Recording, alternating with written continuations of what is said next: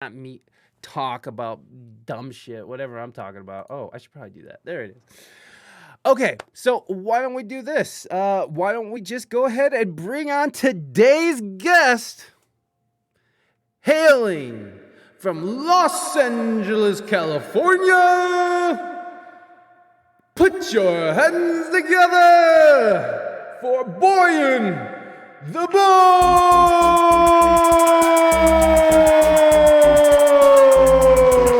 Oh shit, I forgot to change over things. Bard! There he is, everybody. There he is. There he is. Let him know. Let him know.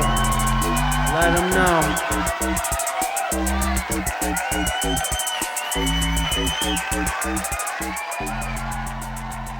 Boyan, how you doing, man? Oh, sorry, I had you muted. How you doing, dude? How dare you? How dare I indeed? What's up, man? I got claps and stuff too. You guys aren't the only ones with those things. Jamie, thank you so much for that sub and getting locked into that Ric Flair woo. I appreciate you.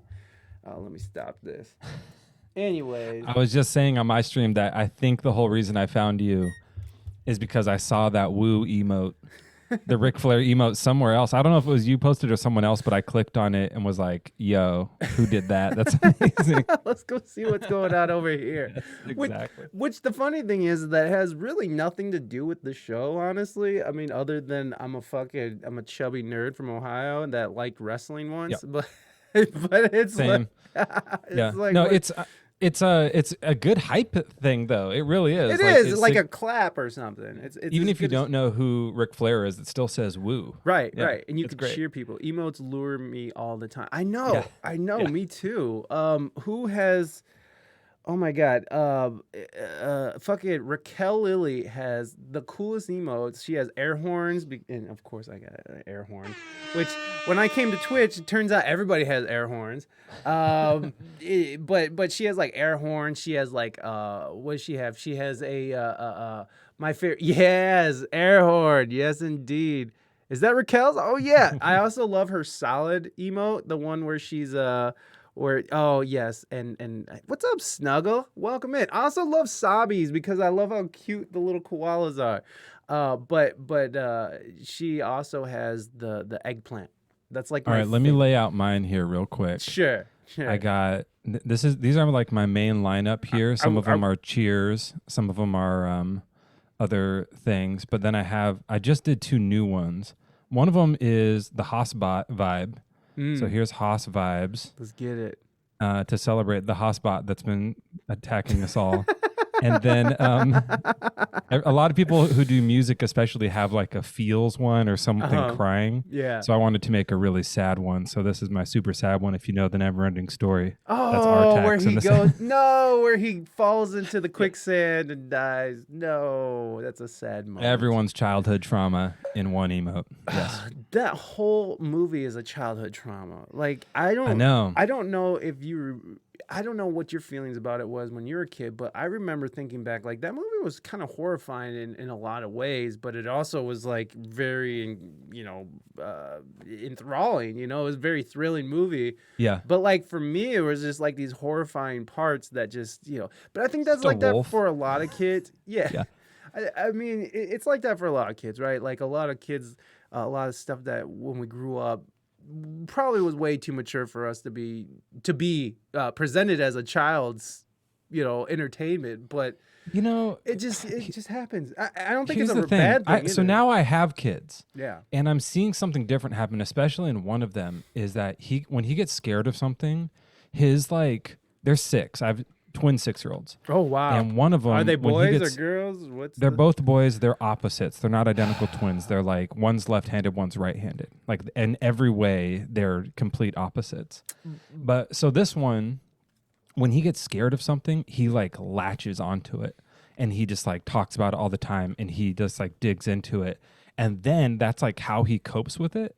So over time, he loves it. So like he was really scared of Frankenstein, and now he loves it, right? So like that he has like just done it so much and like talked about it, and he will be sitting there eating dinner, and he's like, are you gonna die?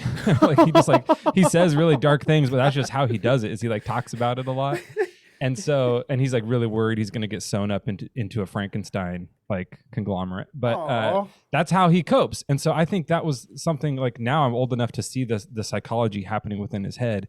I think that's what was happening with things like the Neverending Story when we were kids. Is like that scene was fucking. Oh, can I swear? Yeah.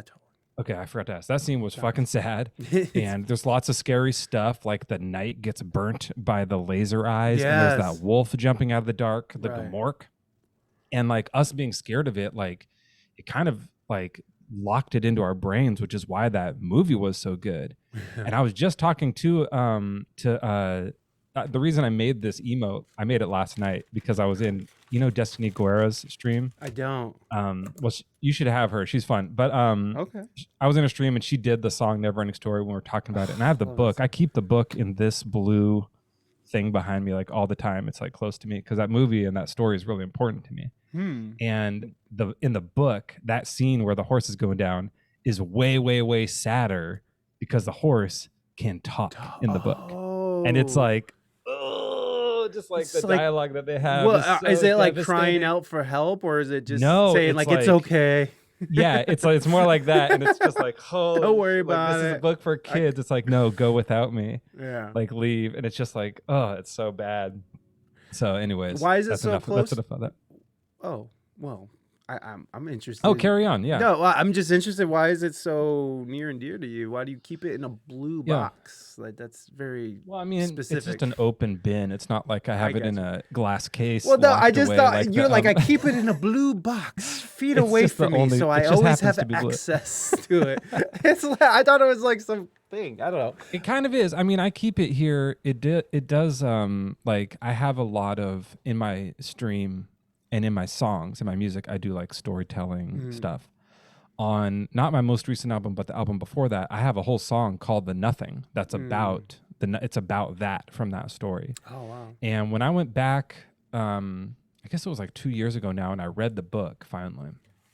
I didn't read it when I was a kid, but I read the book. I was like realizing so many like themes and philosophical like ideas coming out of it that were really like. Had latched onto me from the movie when I was a kid that like are really important themes to my own life. And so it was really cool. And I was just like, man, that really means a lot to me musically, artistically, creatively, as a storyteller. I mean, I do these joke stories where I put on this hat, and we like tell stories and stuff.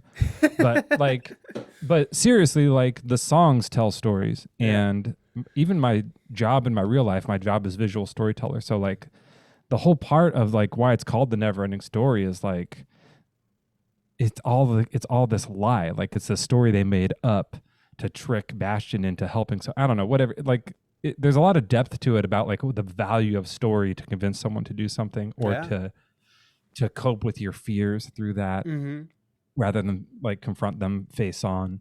Something that we often do as humans. So anyways, it has a lot of just like a lot more depth to me, and I kind of just keep it close by just in case. Yeah. And I had it for redeem as a little while, like I'll read from this, but no, I never redeemed it, so I just keep it here anyway. That's the shorter answer. Like we're not really interested in that, sir. No, I get it. By the way, anybody who is new here, if you have a question for Boyan, please feel free to use the channel points. It's only one fresh bar. So it's a very affordable question.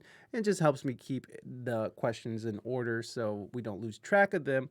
There's also a fun new one in there, which we might just do just for fun. But we have a filthy edition of Would You Rather that you can redeem as well for me to ask our guest today. So where's that?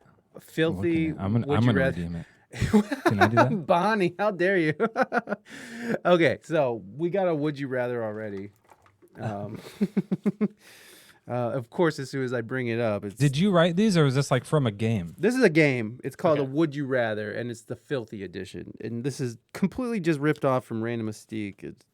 I literally just added it here because she left them in the room, and I was like, hey, that's a good idea. She's great, by the way. Is she in here? She is my mod, yes. She is in here. Hey, and now I see you chatting. Hi. Let me see. I don't even get this. Hold on. I'm just trying to find one. Okay. Okay, here we go. Would you rather, Boyan the Bard, lose your virginity in the paranormal activity house, or B, try to dump the jigsaw killer from Saw? Oh, I mean, for sure, the first one. That sounds great. Right? Does it get to be with a spirit? I don't think so. I'm thinking that it's just you're just in a haunted house and oh, but that paranormal. I mean, that thing was kind of aggressive. So I'm not that familiar with it, but is it like a haunted ghost thing that's terrorizing people in a house? So like Paranormal Activity was like the first one was like this. It was this. You can ruin budget. It for me. I don't care. Well, I haven't seen it in a long time, and I don't really care. It's been out for years, people. If it's a spoiler, then that's your problem at this point. It's I don't remember the ending, but it's just like it was this low budget film that was made for like, you know, a couple $1,000 that made like 60 million. Okay. And it was just it was kind of scary, I guess, but like the big thing is just having doors open.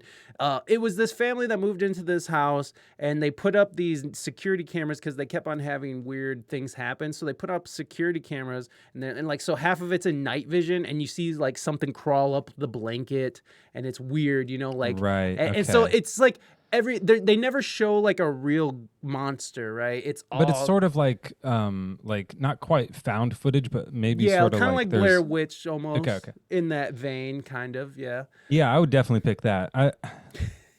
Breaking up with anyone, not fun. Yeah, it's never fun. Yeah, and I mean, I guess there's times where it could be fun, like if the person has wronged you in the right way, where it's like, oh, this is gonna be good. This is gonna be great. But no, I would stay with the guy from Saw and lose my virginity to the guy from Saw in the Paranormal Activity house. How about that? I love it. Greenwich Games, I know I just said hello, but I'm going to say it again. Welcome in.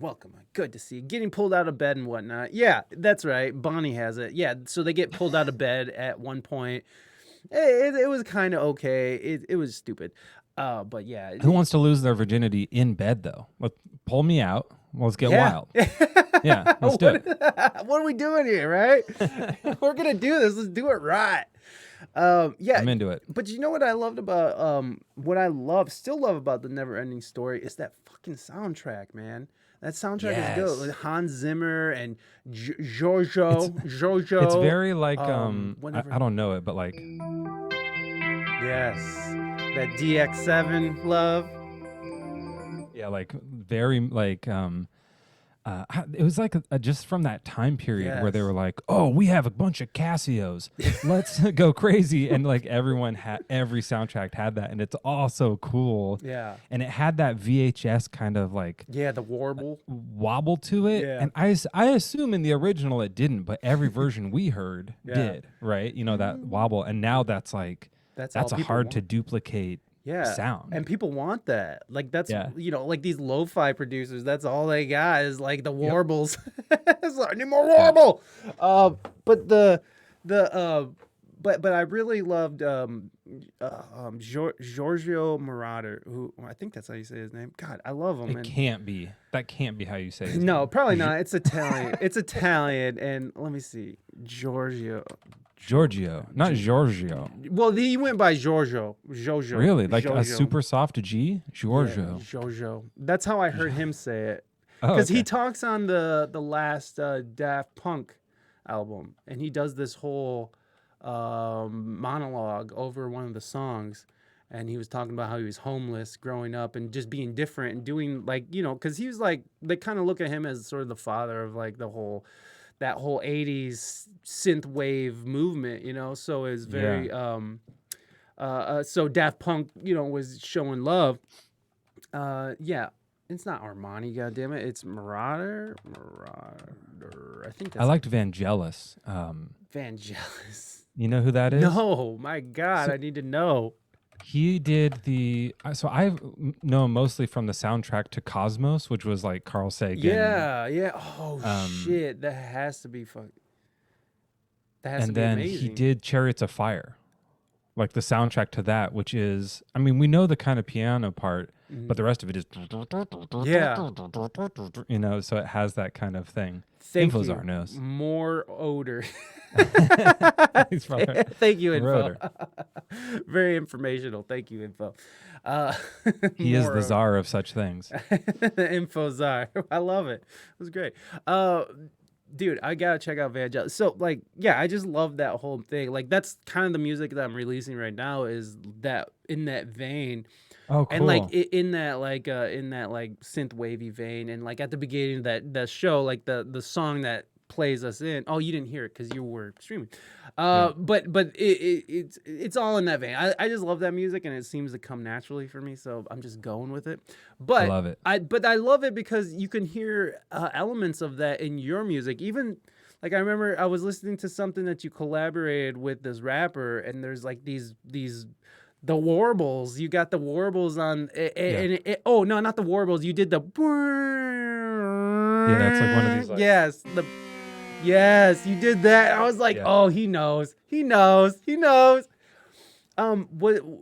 like was that that 80s type of music any kind of influence on what you're doing Yeah. now? I mean, obviously, if I heard it, there was something coming through there, but is that something that you're actively Yeah, no, still I working mean, on? I wasn't like under the impression I was inventing this. I was definitely like the idea of it was attuned to that, and that same.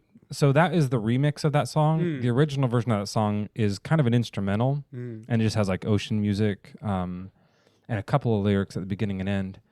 And that guy does a podcast too, and I was on his podcast, and I was like, "Do you want to rap on it?" And he said, "Yeah." So it was pretty cool. I'd put on a remix album, and I haven't really talked to him since then, but he's a really nice guy. But yeah, that sound throughout the album that song's originally from, there is a lot of that for sure, and that's the same one. It might be the track either right before or right after that. I don't remember now. That is the Nothing one, which goes into that 80s sound, and the way that one starts is the opposite. It's like, so it starts up like the VHS or those reel to reels, like just they start a little slow and then get their spot. And there's something really I don't know why there's something intriguing about it. I mean, all of like with music and with visual stuff too, like there's this like nostalgia that you can kind of pull in when you hit the right kind of sounds, and I think that just helps people connect to it right away. Like, okay, like you had that right away. Like when you heard that little thing, you're like, oh yeah, I recognize this. I can tell what like era this dude is coming from with this like part of his mind. So and when you're making music, like anything that you can do to like trigger someone's emotions, the ones that you're trying to do. Now, sometimes you make a song that's like, it is what it is to you, man. It's like whatever you want it to be. Yeah. But sometimes you're really trying to like evoke a specific thing. And so any tool you have, whether it's like what scale it's going to be in, if you're going to use simple chords or complex chords, what kind of tempo it's going to be, like, and like rhythmically, not just the speed, but like, is this going to be in 3/4 or 5/7 or something annoying that like is going to make you feel uncomfortable? Or are we going to like make you feel like you're in a groove? Are we going to use on one of the other tracks on that album, I put like some record sound effects to like same thing. Like I want this to sound like a record, because not only does that put you in a certain place in time, it also like starts you in a circle. Like it's dizzying. Just hearing that vinyl crackle makes us, at least from that era, like start to spin. Right. It gets you just a little bit in this kind of a mode, and then you're like, that sets off the pace for the rest of the song. So any tool that you can like bring in, you try and think about and add things, and like hopefully unexpected stuff, like that's my goal. And a lot of it is like something that can kind of surprise you a little bit, or like I didn't expect a cello to come in right there, or whatever it is that like can throw you off a bit. So I mean, there's definitely like, off your last record, Avalanche. I mean, Avalanche itself is like this really unique blend of hand percussion, like this organic, earthy hand percussion, and like, EDM and shit. So it's like, I really dig that you're taking, and even like hearing, like just hearing almost like country bends and shit in it too. Like I'm just like, oh man, you kind of go, you pull from a lot of different places. But I would be remiss if I was not to mention that, like I hear a lot of Radiohead in what you do as Yeah. well, and that's what I really, I really did. I mean, I love Radiohead, and I love hand percussion, and I love like the African drum shit, and I have an affinity for a lot of different kinds of music, which I'm sure you do as well. So I did a stream a while ago. I don't know if you know this, but I don't. did OK Computer front to back in order on a Rad! stream. I did not know that. Yeah, it was so hard too I because bet. like so I have a piano now. Back then I just had like my my wife's mom's old keyboard that was like could have two things, and I had a different guitar, so I was like had limited stuff, and I have this my everything that I do drums on is this little looper down here. I think you can kind of see it, like it's Yeah. this big. It does 30-second loops and that's it. Like I'm limited. It's like, this is what you get, bud. Yeah, and so now I'm like trying to like come up with what is regarded as one of like the most complex album of the 90s and like funnel that down into a 30-second loop on every song. And so it was just like really a puzzle for me to figure out like, okay, how can I Absolutely. do all of these and actually make it work and sound cool? And I think it was a pretty big success. A lot of people came and liked it. It was, my first like show that I tried to promote Yeah. and be like, I'm doing a thing instead of like just streaming. It's like, this is a concert kind of. Right. And it was really fun. But yeah, it was 99 degrees in my garage and I was just sweating through it. It was really intense. And I got, it's still up here. It's kind of out of reach, but I got a triangle because at the very end of that album, the very like last note on the last song is just a triangle, like ding, and that's how it ends. So I bought like a $7 triangle on Amazon and hung it, and it was just like hanging here the whole time as I did the whole show until finally I was like, Bing. and I was done. It was cool. It was really good. I love that. That was the first stream I listened to. Oh, that's awesome. Yeah. No, do you have that? Do you have that VOD still, or did you end up having to delete that? I think I put it on my YouTube, but I don't know because of the like that was before all the VOD stuff. Where's my DMC alert? Damn DMC. Yeah, I can check. I mean, I'll look for it and let me look for it real quick because if I can find it really quick, I'll post it in the chat, and it might just be like right on my YouTube. I don't know if it's listed or not. It's all good. We're gonna get it. We're gonna get it. I mean, I just maybe we should just play a little. I just feel like that'd be. I could do some. I was doing a little Radiohead just before I came over. Oh, here, you want to play something? I could do one. Yeah. Yeah. I haven't. Some of them I tried to do since then, and I'm like, oh man, I forgot this whole. How did you do like these complex? I mean, I guess we could watch the video, eh? Yeah.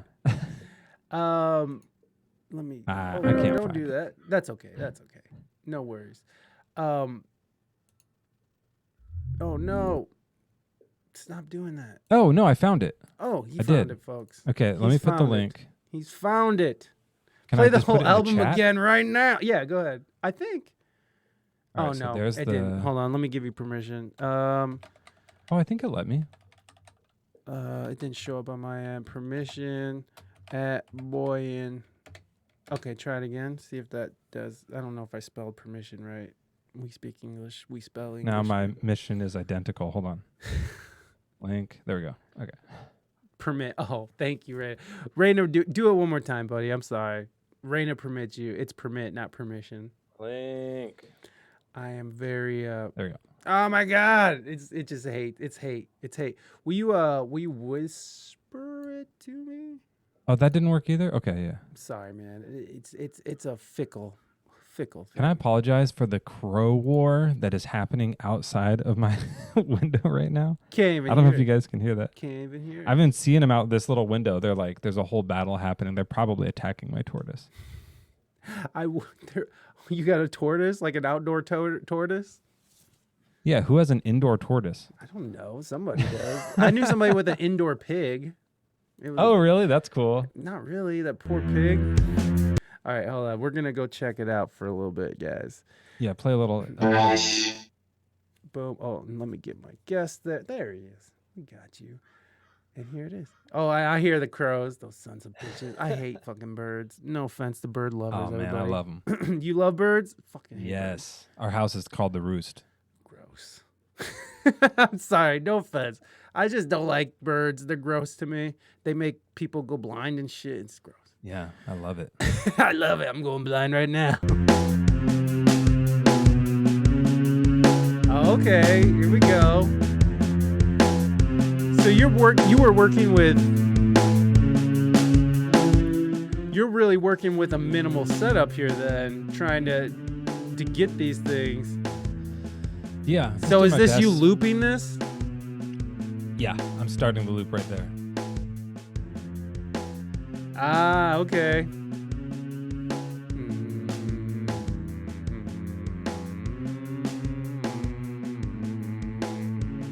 Oh, look at the flower. I want to hear how you get into it. I'm already sweating. First song. It's 90 in there. There's no windows in there either, is there? There is, but I keep it shut while I stream because it's like loud. You know? I love that. Here we go. I like that necklace. That looks like is that shirt one of your emotes or something? Yeah. Okay. Yeah, that's my merch. It looks like from that HBO show. What's that show? Left Behind. It reminds me of Left Behind. All right.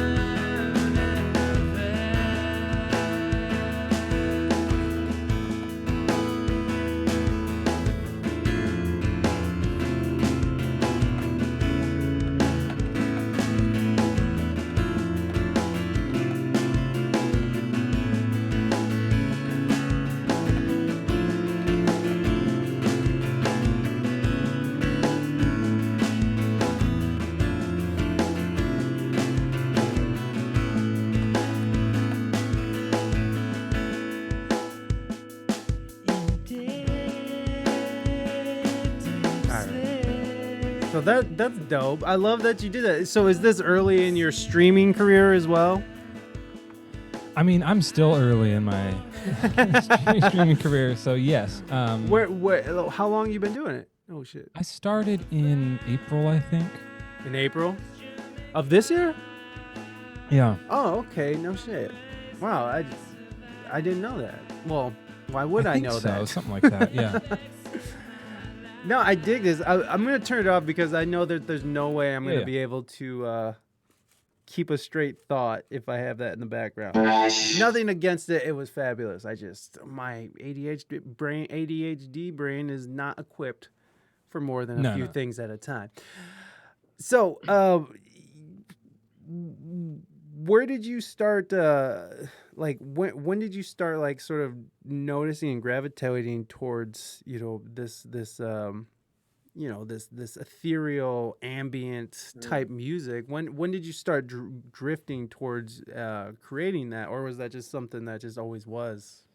Yeah, I mean that's from high school for sure. So and that album, OK Computer, like was, I think a lot of people have like the album that kind of opened their youthful eyes Mm-hmm. to like to become a proper teenager, Yes. you know, and rebel and all that kind of stuff. You know, for some people it's like some punk album or like the first hip hop album they heard. Right. And so like, and I had heard all kinds of music and different things, but that was the first one where I was like, what the fuck can music be? Oh my God, I have to go back in time Right. and listen to all this other stuff that like led up to this. And how did this happen? And it really just like, it startled me. And I was probably a freshman or sophomore in high school when that came out. It was 96 or something like that. Mm. That might add up. So anyways, I'm old now, but like that was, you know, that it just came at the right time. And so I started listening to that and a lot of other stuff like that. And I started like making music right away. I had been doing, you know, I'd done piano and guitar and I was in church band and all kinds of shit like that. But I was like, okay, I got to start a band. So me and a friend got together and just started like making weird ethereal music, you know, that really like was it. Like we just wanted to make long, I can't imagine like how terrible it was. I can't even remember, but we thought we were so just like, we got to be so artistic and creative. So this so song's going to be, avant-garde, man. yeah, this song's going to sound bad on purpose. And just like, you know, like we thought we were breaking all the rules, but it just sounded like trash. And our poor parents had to like listen from the basement, you know? Very familiar story. Very familiar story. So yeah, that goes way back. And I did like back in high school, I made an album of my own. Me and my dad like pitched in together and got a like recording 4-track recording thing that could burn onto a CD. Oh, fun. Like it was built into it. Mm-hmm. And so I learned that really well and I recorded a whole album of, again, terrible songs. Although some of the themes that I did in that first album, like I still put into my music now for sure. That's interesting. I love that. Yeah. I love that about music. Held with me. Yeah, no, I love that because same here, man. There's still like different things, tricks that I've done since I first started writing. So it's like whatever. Exactly. It's all stepping stones, right? Yep. And then so I did that and I kind of like made I just wanted to have an album and I still have it here somewhere. It's called Dusk. Is it in a blue box on display at all times? It's in a vault. It's in a blue box vault underground. No, it's I don't know. It's actually, I have no idea where it is. I know it's here somewhere. Yeah, somewhere. Actually, I do know it's in the suitcase. It is locked in a suitcase over here. I just realized. I saw the suitcase and remember like, oh, it is very secure. It is. I put it like we live in California where there's like fires occasionally and you have to get up and run. So we have little like suitcases of precious things where if there's a fire, we can just grab it, you know, and get out the door. And I'm pretty sure it's in there. I hope it's in there. Anyways, so I did make that like album and I wanted the physical copy of that album. And, you know, I kept making my own music through college and stuff, but I was more into I wasn't really into martial arts and acrobatics and stuff in college. So I did all that, but I kept like just jamming and then, you know, making music. And then it was more recently like, we had like, I had a bunch of like, very emotional personal life death situations like within my family, within my relationships here, and like I think that's what sort of triggered me to be like, I gotta just do this thing that I've been kind of half doing. I gotta do it a little bit, like I don't need to go 100 in, like I don't have to quit my job, but I gotta go to 60%, you know, and actually like put some steam behind it and like get this stuff off my chest and these feelings, these emotions. So that's, I think that's what, if I were a therapist looking at myself, that's what I would say, like startled me into making my first album as Boyan The Bard, instead of just like making things here and there for myself to listen to. Like I'm going to make a thing and put it out there. Yeah. That was probably the first like thing that did that. Yeah. Oh, so like you've been going by Boyan The Bard for a while. Couple years. Yeah. Okay. Before I was streaming. Oh, yeah. Okay. Yeah.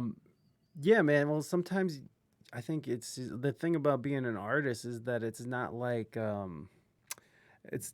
these things that we're making is something we have that we're being forced to do externally, you know, and it's not something that someone's telling us to do. It's something almost that we feel like we have to do. Right. Some people even call it, a psychopathy. Like some people call it a sickness. Fucking Bukowski called it, a sickness. Is like this thing I have to do all the time. It's like, Yeah. so I mean, there's just certain things that have to get out of you, and it's you. I feel like you're fortunate that you were able to sort of stumble upon music as sort of this outlet, whereas some people, break into cars or Right. punch Yeah. their mom or something, so it's Yes. like No, for sure. That eh, was yeah, I mean, it was definitely like something that could have like become devastating yeah. to me. So I'm not trying to keep it a secret, but like me and my wife met through a friend who died. He had brain cancer and died. That's Oh, how we like met each other. We were mutual friends. And so then so that like kind of was an ominous start to a relationship. yeah. But like, we made a positive out of it. But then, so a few years later, we've later been in love and married and stuff, and then we try to have a first kid, and our baby like died too early, came out dead, and Oh, that was like the thing that we were like, we moved out of LA. We like, I almost quit my job. I was like, I can't like have this happy job and be with these happy people and like show up and be the guy who's like miserable. So I yeah. thought about like everything, right? But I kept working, and we just moved 3 hours north and just kind of like lived on a farm for a while. Wow. And while we were up there, that was like when I started to, put this together and really start to, put that out there. So it was a coping mechanism for Yeah. sure. It was like, it was a way, I think, like our escape from society was important and was really good. But this was almost like a branch back to kind of be like, okay, now I'm going to put something, because I like shut down my Instagram account, all this stuff, Mhm. like, so this was a branch back, like reaching out, like I'm going to put something back out into like the world again, the internet being the world, right? Yeah. Right. As it is now. Right. And so, and be like, I'm going to like kind of gently tiptoe my way back into like normal life again. Yeah. And so for me, that sort of helped, bring it back to, we ended up eventually moving back to LA, and, for different reasons and everything, we have 2 kids now, so everything's good. But it was like a way out of it was a staircase out of a dark place, right? Absolutely. Yeah. Absolutely. I think that's one of the things that where artists are very lucky is that they do have sort of this place to retreat to where, Right. as in some people, again, have alcohol or violence, or it comes out in horrible ways. And so finding something for anybody, listening, if you don't find yourself artistic, I mean, even just finding something you really enjoy doing, collecting stamps, I don't know. Just find Well, something that you're happy to I do. drank a lot too. I'm not trying to make it seem like I'm some No, like no. hero of Of psychology course who like not. dealt with it Of course perfectly. not. Like there was a lot of No, bad stuff and too. I'm not saying. Yeah. Well, I'm not Yeah. saying that, but everybody copes differently. Yeah. But I'm saying, how much further would you have gone with your drinking without something to pour these emotions into, that something that you could control, something that you had complete control over after you just witnessed how out of control the world really is to you, so that's a really hard thing to have to come to terms with. And especially in what you had to deal with. And I have a son, he's 7, so I empathize completely with you, man. It's hard to imagine that, but to have something, an outlet like this is it's a godsend. And it's something that I found, like, especially through this last year. All my gigs were canceled, and our jobs were gone. Hey, what's up, Stanush? Welcome. Thank you for the inspiring word. Hey, Becca is awesome. Becca. She's by the way like a life coach. Oh, So she loves this kind of life stuff. Yeah. coach. She's Becca. really she streams too. She's cool. Check her out. Oh, heck yeah. Let's give a shout out for Becca. I'm gonna go follow you right now, Becca. Hold on. Did I? No. We like Becca over on my stream. Why can't I just follow somebody from this thing? I know, man. They made that so like. Do you want to be friends for it? It's just annoying the way. No, I do want to be friends, but can I get to know a person first? Dang. Anyways, followed up. Hey. Yeah, no, it's very lucky thing to have something to have these outlets in, and it doesn't have to be art. It can be working out or whatever it is. It's just finding something to put this energy into, and of course, there's no judgment on people fucking turning to the bottle for a little relief. My God, that's the least you could do sometimes, man. I've been there, man. I've been at the point where it's like drinking is all I got for now, so I'm gonna drink myself until I fall asleep, so I don't have to deal with this shit right now. Tomorrow. Yeah, tomorrow. We'll deal with Always this and the pain of that. tomorrow. I mean, and now, by the way, you have a 7-year-old, so you know that parenting is also terrible. Let's be honest. Well, when you said 2 boys, Oh my like God. I was just like, oh Jesus. So that's why I do this now, though. It really is, and we've done family therapy and stuff, and other therapies. I'm like all into therapy. Like I'm down with mental health, so like I don't mind. I don't keep that a secret. Yeah, mental And health. they tell me to do this. Like, and sometimes I kind of feel bad, like, oh, I spend a little more money on this thing, or at night, like I come out here and do this stuff, and they're like, no, go do your thing, like go do that, because tomorrow you'll be better. And I really do see the difference, like when I'm kind of like feeling down and like not doing my best at parenting, and I come out and like do this for a while and hang out with all of you guys. Yeah. Like I go back in the next day. I mean, sometimes I stay up too late. That's the fact. I stay up too late and I'm tired the next day, and that kind of sucks.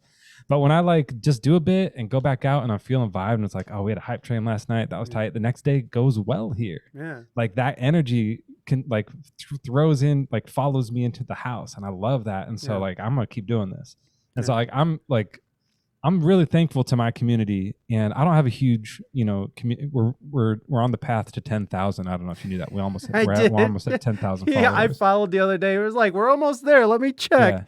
Yeah, yep, so close. Almost there. So close. We're so close. I think I'm going to stream tonight, and I think we might hit it. Maybe I'll do a final push. Like I'll stay streaming until we hit it. Right now, we're at 730. Perfect. So we're so close. But but to my community, like they help. By pitching in and subscribing, they help. Like I keep the budget that anything that I make from Twitch goes back into Twitch. Like I buy pianos and guitars. This guitar is like a gift from my friends on Twitch, and it's amazing. Like it's so cool. Hell yeah, that guitar is dope. I know it's so sick, and I don't deserve it, but like I'm not good enough to play it. But all of like that comes back into here. So, but I'm thankful to them for that. But I'm also just thankful, like they don't even realize that like I'm nicer to my kids the next day when I do streams thanks to them. Like it's a big deal. It really is. Yeah. It's really helpful, and I'm just like less stressed.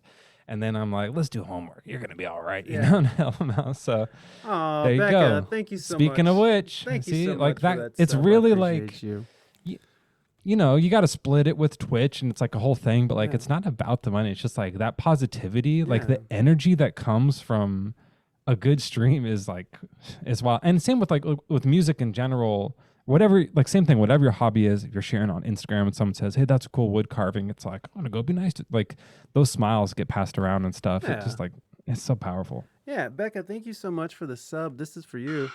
Oh, no, not that. Sorry, that was terrible. Hello. Here's Welcome a to haunting... We Speak English Good TV.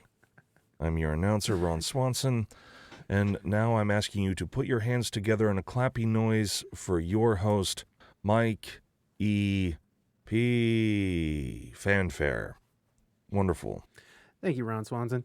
And thank you, Becca. I appreciate that sub very much. No, dude, absolutely. I feel like this is a therapy for me too, man. Like that, to be able to come here and communicate with people, like, and have this instant communication. Because I've been doing the podcast for years, and I get emails every once in a while, but there's nothing like having like instant communication and like, hey man, what's wrong? Like what's going on with you? It's like, or like, oh, are you all right? And like people care how you're doing, and people, like it's just it's a really amazing place to sort of come and sort of, because you can kind of be open, and you're building friends, like these friends that you may or may not ever see or meet in real life. It's like you become bonded with these people, and it's just such an interesting time to be alive, and this platform is definitely pushing it to that next level.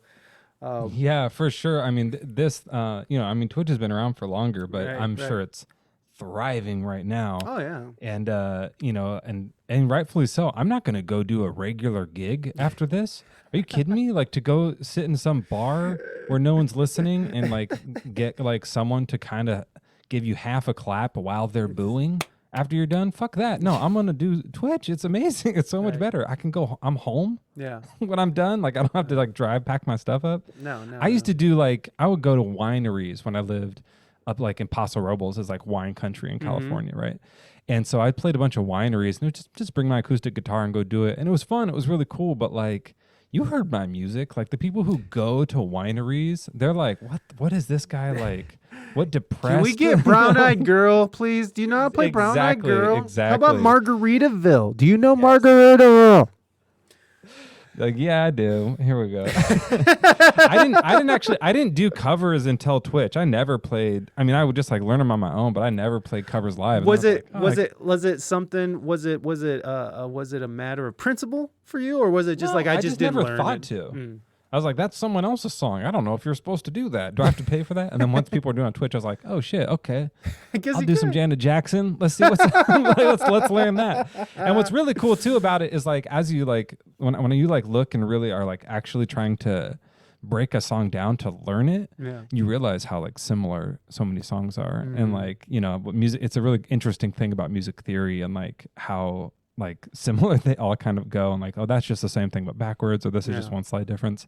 And you know, you can jam with like so many songs once you kind of figure out the basics, you know. Oh yeah, for sure, man. Learning other people's music was very helpful for me.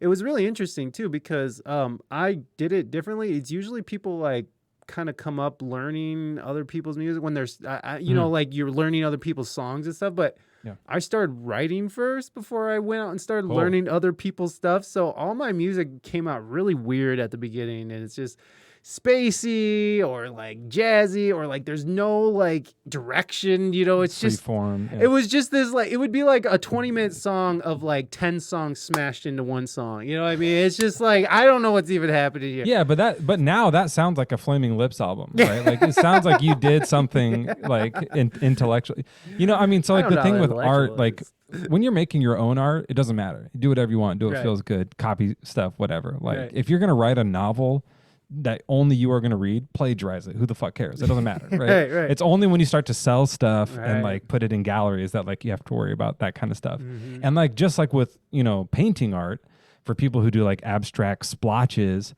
it's not impressive unless you showed me already that you can do that you can paint a bowl of fruit. Right. You know what I mean? Like a shadowy, beautiful bowl of fruit or a portrait of yourself. Right. Once you do that, and then I'm like, oh, those splotches were intentional. Right. So same with music, like you were doing avant-garde shit, but no one's going to care until they see that you can do Margaritaville first. And then, you know what I mean? Yeah. And then you go do that avant-garde. It's like, oh man, this guy really threw Margaritaville on its head with this splotchy avant-garde song.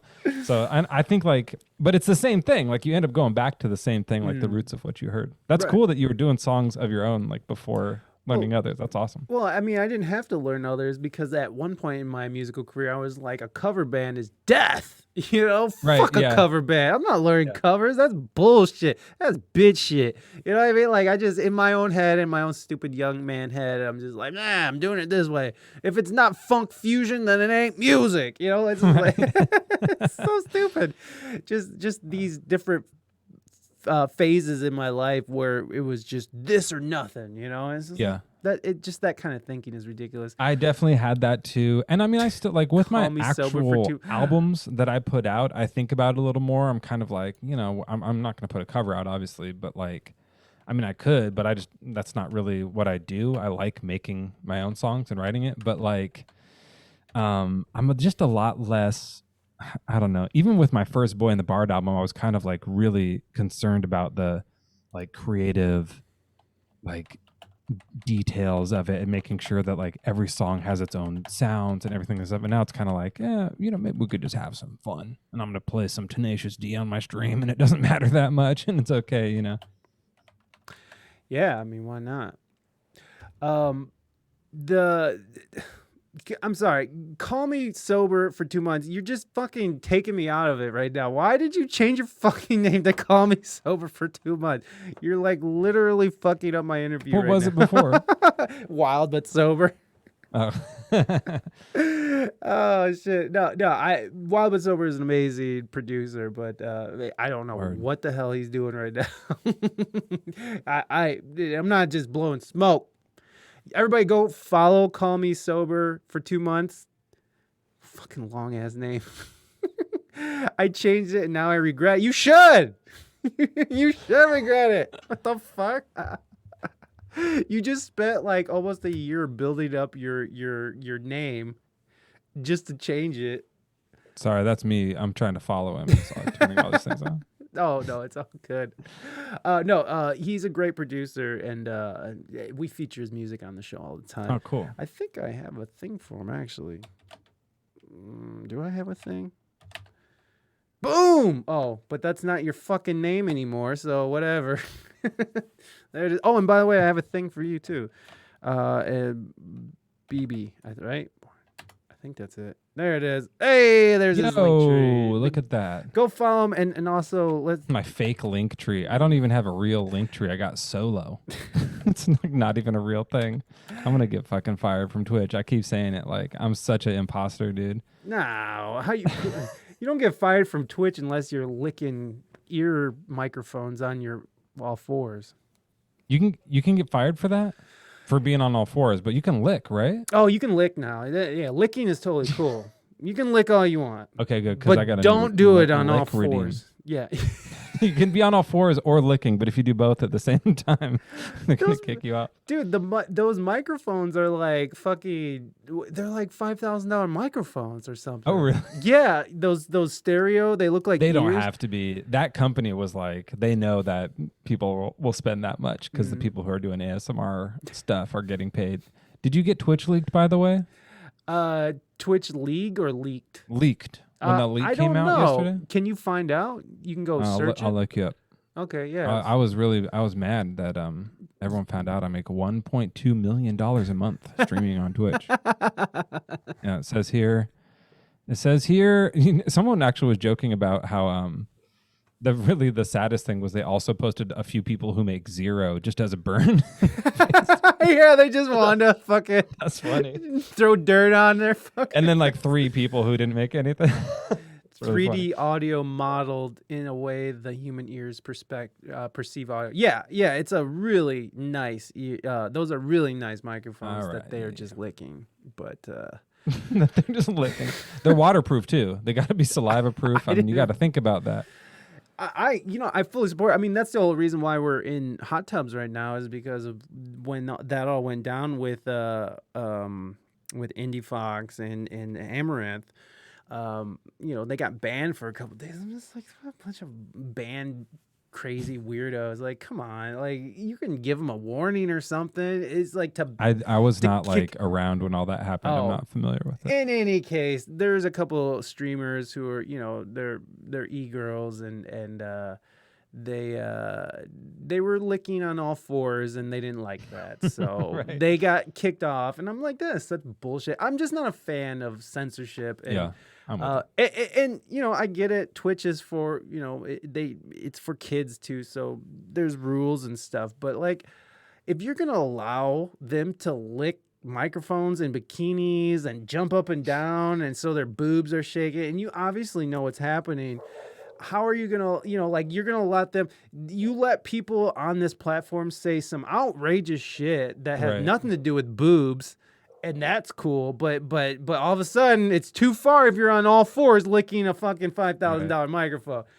It's just bullshit. It's just arbitrary rules, and I just They're can't. they're probably just like setting them. Sorry, my dog's Freya is out here going crazy. No at worries, the crows. But they're probably just like, we got to set an example before people start going like crazy or something or doing something else like that. They were like using them as a scapegoat or whatever. Whatever it is. I don't know what the word is when you use someone as an example. Right? to Yeah, just, made an like, example of them. Yeah, well, Exactly. So which- like the next person, because it can kind of like snowball into other things, and then It suddenly can, you're but- OnlyFans or whatever. But But I mean, I like the Twitch community. So also like just have that section then.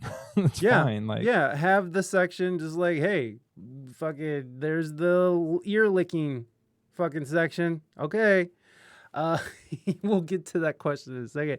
But the it just bothers me, like all these arbitrary rules that are coming out against people, what you can't say, what you can and can't do.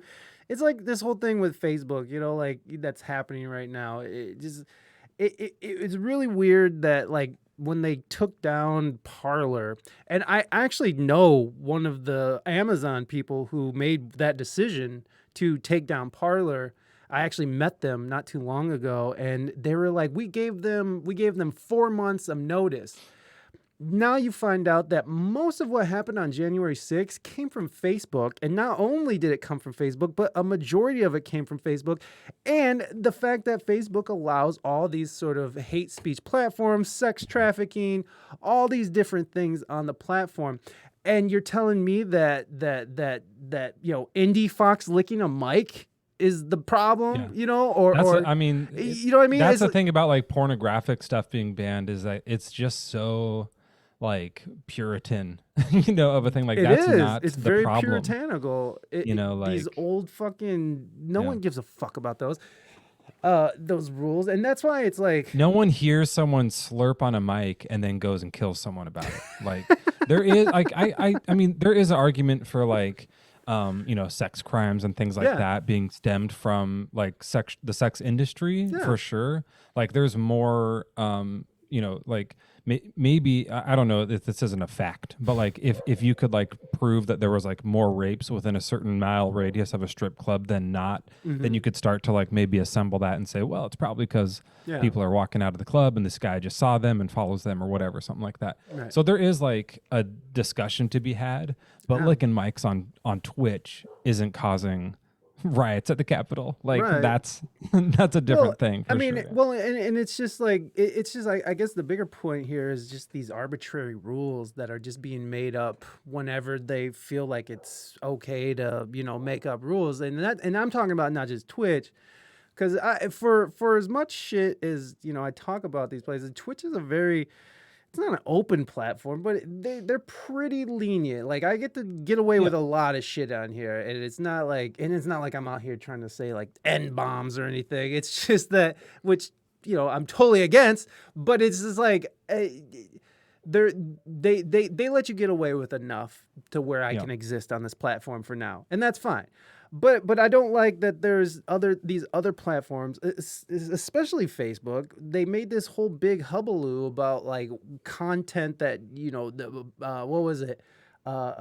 Good content. They called it something specific, and they're these algorithms that are just shoving hate in your face. They're shoving conflict in your face. It's just this whole.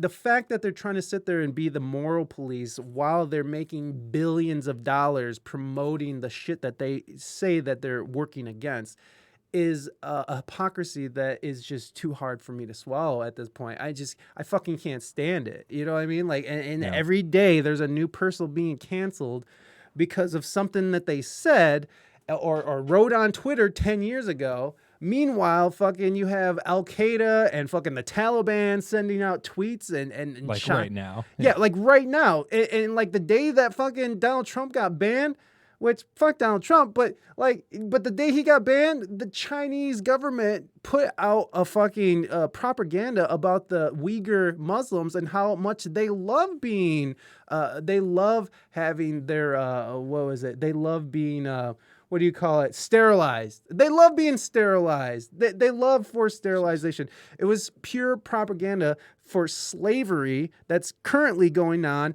right now in China. And by the way, there's a bunch of American companies like Boss that are buying cotton directly from slaves. How fucking gross is that? We're buying cotton from slaves to sell to Boss. It's Boss. Every time I hear someone lick Nike. a microphone, it really makes me want to buy cotton from a slave. Like it just drives me to it. I can't stop. I just need to buy slave labored cotton every time. Yo, I gotta go check on my dog real quick. Sure. Do you think? No worries, man. Make sure that dog's okay.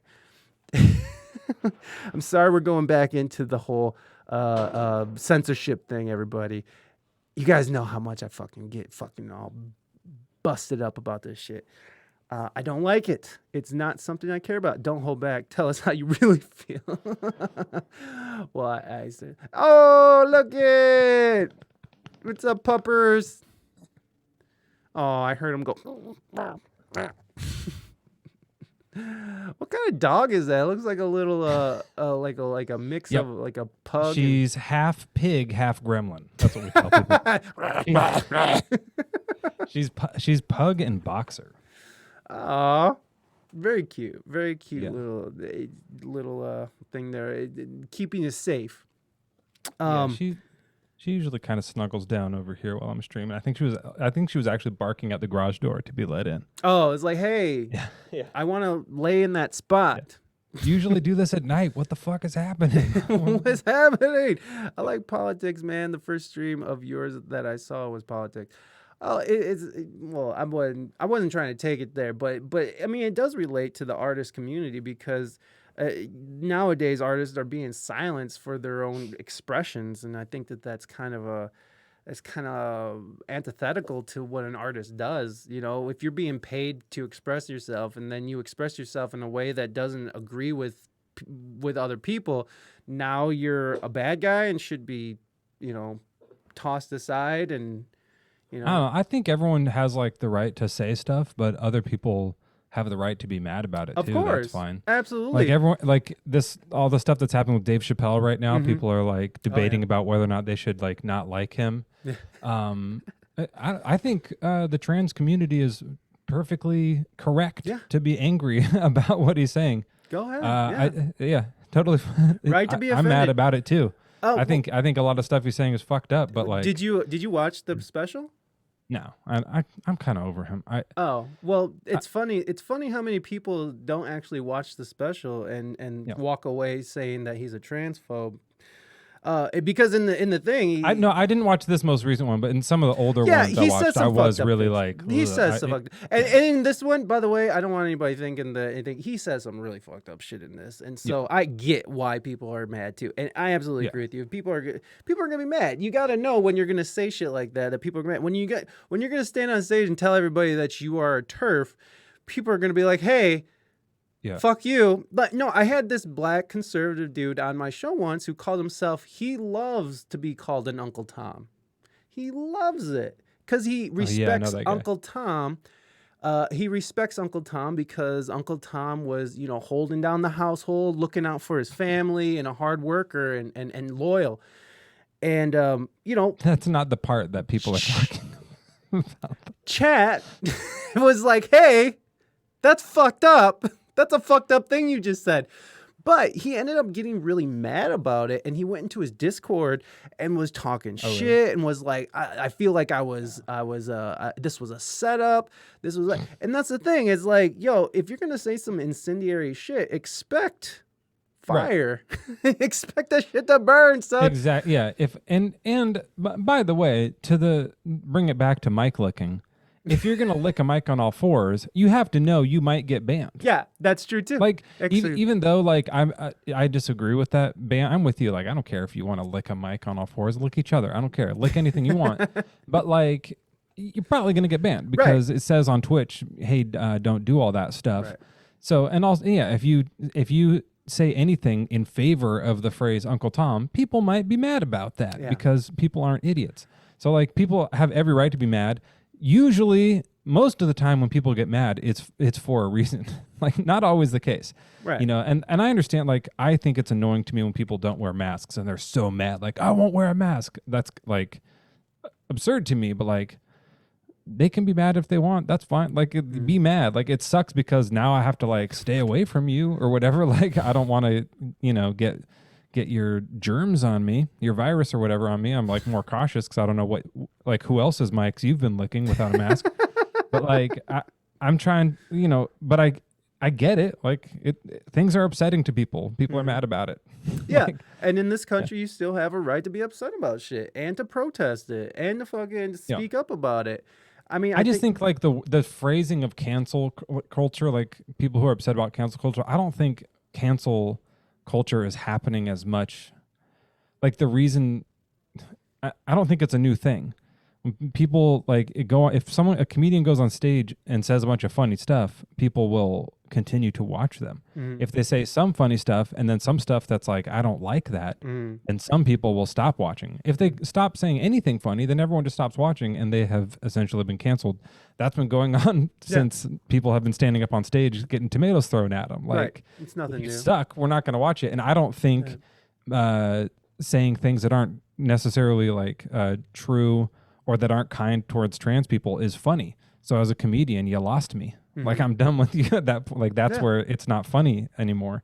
There's a way to talk about all of the like super, and I'm a like, I would joke my stream on that I'm such a liberal whack job. Like that's a like phrase that I throw around about myself a lot. But but like there's ways to talk about all the like super PC stuff in a way that is funny. People do it all the time. There's shows that do it. There's comedians that do it. Like there's ways to joke about it. It's not saying like you can't mention the word trans or that. It's just like if you say stuff that's mean, then I won't like it. That's all. Yeah. No, and that's perfectly okay. Yeah, kids trying to cancel Eminem. Yeah, I was like seriously. I get it though. I mean, like think about all the horrible things that Eminem has said in rap songs and shit about. I'm pretty sure he said something about trans people too. Yep. Eminem's still doing just fine. Here's the thing. Dave Chappelle was just celebrated a couple nights ago, and he's like celebrating that he's being canceled, and a whole group of people were clapping for him, and they gave him an award and shit. You know, like the thing is that I feel like this cancel culture only exists really on Twitter, and then it spills over into the real world. And that's one of the big points of this last special that he did was like, that shit's not real. That's like... Yeah, I don't think the spillover really happens that much. Not as all much the people, as... like, I mean, in work it does, but like, so like Kevin Spacey... Well, it depends on how successful Kevin Spacey got like fully canceled and can't get work anymore. Right. But he also turned out to be a super creep because he puts out those Christmas videos every year. And would you fucking hire that guy after you saw one of those? Hell no. Like, I don't want you to be near me or anyone I like. Like, that's sketchy to me, you know? Yeah. No. No. Yeah. Kevin Spacey is a creeper, you know, and like it's different. It's different if you have to. If your like work depends on someone else hiring you. Like, even though like Kevin Spacey's rich, he's fine. Like he's gonna, you know, he's gonna be okay. He could have retired after, you know. Usual Suspects. He could have been done like back in the 90s or something, but like, or maybe K-Pax. I don't know which came first, but like, he should have retired before K-Pax. I like K-Pax. That's your problem, sir. But like, to do work, he needs a crew of people to do a thing. For Dave Chappelle, he could go out and stand on a soapbox on the corner, and a crowd would gather because so he doesn't need all these other people. So like.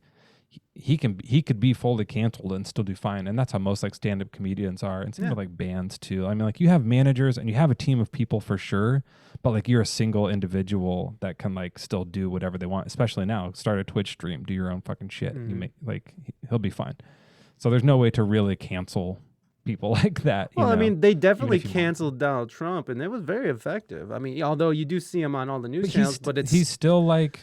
I mean, you can cancel it for the people on this side, but he's still one of the most popular people in our nation. Yeah. Yeah, he'll probably be he know. probably will be the Republican nominee, and he'll probably win the houseplant Biden. I voted for the fucking houseplant, but fucking that was because I hated the other one more. But this new president I was such a racist stoked fucking... to have a houseplant in office after a racist piece of shit that guy is. The pedophile, hair-sniffing fucking... The drafter of the 94 crime bill that put more black people behind... Like, the reason why there's more black people in prison is because of him. But still better. It's still better. I agree. Like, that's what's amazing. But the problem is that the policies that are going forward now is much more incendiary than what the other guy was doing. I mean, like we're going to war now. Like we're fucking like this is like crazy. Like the government is pushing censorship onto these corporations so they don't have to come off as fascist, and that's fascism. I'm sorry. This guy, hold on. Sober Please. brings up a good point. This new president joke. Fine. He is a joke. Like, that's fine. I'd rather have a joke than someone who, like, seriously Was like, tearing the country apart. was ripping us into shreds. Ripping I'm us so into happy shreds. to have a joke of a houseplant, I like agree. a nullified I agree, nothing. but I don't like Fine. that. I don't like where it's going. And the problem is that fucking we were so anxious to get this guy in there, this fucking kid sniffing fucking weirdo in there. That yeah. I was bummed when he won the thing. I was bummed. Yeah, me too. Geez, Me too. I was. I mean, he's gonna get it. Great, it's fine. Like, I was pretty confident he was gonna win, but I was just like, this guy, like, whatever. You know, It was the all the other. It was there was the like worst thing. there was some talent in the when they were doing like the Democratic like Tulsi runoffs. Gabbard, fucking the Asian guy, whatever the fuck is that, Yang. I would have Yeah, there was some, the like, cool white people. Pocahontas. I would have went with Pocahontas. Like, Don't. what's her name? I can't remember her name. Elizabeth Warren. I'm sorry, that's not a racist remark because that person It is. It is not because It that person. very much is. Okay, well then I would say that she is a very racist person to use that little bit that she has in her to benefit her. I would say That's that what true. she did was much worse than what he said. I would say Right, that what she did I'm was calling that you racist though. Not that's not- okay. That's okay. I don't care because I'm saying that that's not racist to call her that because she's not even anything like that. She's a white bitch. Fuck her. I understand. She's a I understand, but Karen. I don't give a Let me fuck. explain why though. Listen, you see Because this? I'm it's not- 38% when you're using- Mexican. I could say that. understand. That's fine, but you can, but don't. The reason it's racist isn't Okay. because of anything about Elizabeth Warren Sure. or what she did. You're using a term as a negative. Yeah. You're making it seem like it's bad to be indigenous Oh, when you use no. that term as an No, insult. I'm using When it the way he used it to rouse his crowd up Ugh. is to be like, I'm going to call her Pocahontas, and they're going to love it because to them that's a diss, that's a burn. Yeah. That's bad to be brown. That's what they're all cheering for when he does that. That's why it's fucking racist. Yes, I guess, that's okay. exactly why. I know Okay, these people fair very enough. well. Yeah. Yeah, So like, why and do it's you the know? same Wait, thing wait, with- wait, wait. Why do you know these people very well? That's interesting. Because I'm from Eastern Washington. I grew up in this the place. Yeah. in the fucking in the fucking half desert, half weird And place.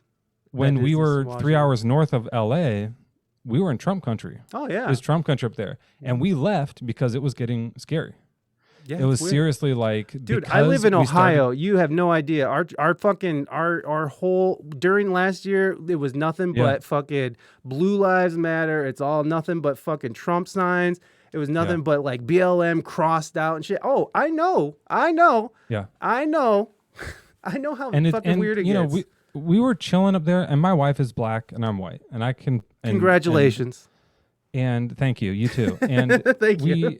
And so, you know, we started to. It was like fine for a while. We were kind of in our own spot, Right. but then we have these interracial children, right? All of a sudden, and so it's like, okay. And as they start to get older, it's like, oh man, we're starting to have to explain stuff to them. They're getting weird looks. People are looking at them like, which one are they? Like when I take them out, they're like, why are you with these children? Stuff like, it was starting to get bad, and we started to hear, you know, things and whispers and stuff and get bad looks, and it was like, man, it's getting real sketchy out here. Yeah. And so we bailed. Let me tell you, when I started bringing my wife back to the Midwest from California, because I met her in San Diego. I lived in San Diego for about 13 years, and then we moved back here, and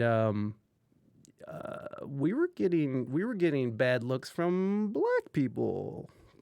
So you know, it's interesting, huh? It's interesting how you can get looks from a lot of different people in a lot of different ways. Reina says, I don't think he was saying it against natives. He was making fun of her appropriation. That's true. That's true. But there's a was way to his make crowd- to burn someone for appropriating without using what you are now turning into intentionally being a racial slur, right? There's a way to do that, because Fair enough. that's not like Pocahontas wasn't historically known for being an appropriator. That's not what it was, right? No. So that's not the right phrase for it, Maybe. right? In fact, Uncle Tom might be more fitting here, if anything. But like, Would you say deplorable is a better word? I mean, what would you use? fine. I mean, because you got to think. call Elizabeth Warren, to insult her. Yeah. Because I mean, there's a lot of things. Here's the thing, and I'm not trying to sound like I'm sticking up for Trump or anything like that, but what I am doing and what I don't like is how divided we've become over who we vote for, and you know, like to me, that's nonsense. I know a lot of Trump supporters who are not racist, who don't hate black people, who I know a lot of black people who voted for Trump too. I think it's the division is what I don't like. And so when you're saying that he called her Pocahontas, you got to understand that people were calling him a whole bunch of shit too. And they're not only him, but calling his supporters a bunch of fucking idiots and, you know, morons and racists. So you got to understand that we're being pitted against each other in this fucking rat I got race. so bothered every time people made fun of him for being orange. Every time they called him a Cheeto and shit, it was like... I thought that's funny though. But like the whole thing that I'm mad at him about is this racist stuff, and then we're going to talk about his skin color, and that's like the main thing that we don't like about him. It's but like, then therein lies the hypocrisy of this whole movement, right? Because we can say this, but you can't say that, and you can say this. It's you know, kind of going back to Dave Chappelle. You know, a big point that he's making is that the trans community, he says it in his last special that he's actually jealous of that community because of looking at all the footing that they've gained over such a short amount of time. But then when you look at black people and how they're still the highest incarcerated, you know, they're the most likely to be in underserved communities, you know, the cops, you know, like they have made so much leeway in such a little time. And he's wondering why. Why is it that black people are still getting shit on, but yet we'll change our vocabulary, we'll change laws to cater to you know, this community when the black folks are still getting shit on. And I think he draws the equation is like, you know, there's a lot of rich white people who are transitioning, and it's a big, you know, it's a big part of the is it's a lot of money to transition. It's not, you know, and I'm not saying there's not poor people. There's people who can't, you know, I know that there's people out there who don't feel comfortable with themselves, but and they're in poor situations and who will just be trapped in that situation. But a majority of people who are transitioning are white middle class men or upper middle class or rich men, white men. So what he's is that true? For the most part, yeah. And then the second, I mean, are there like stats on that? Is that yeah, a known yeah. thing, And then it's Latinos, which is really interesting. We can bring them up here. No, I didn't know. Most, and of course, I am not shitting on the trans community. I love my trans brothers and sisters, and theys and thems, and all of in between. I have nothing against people.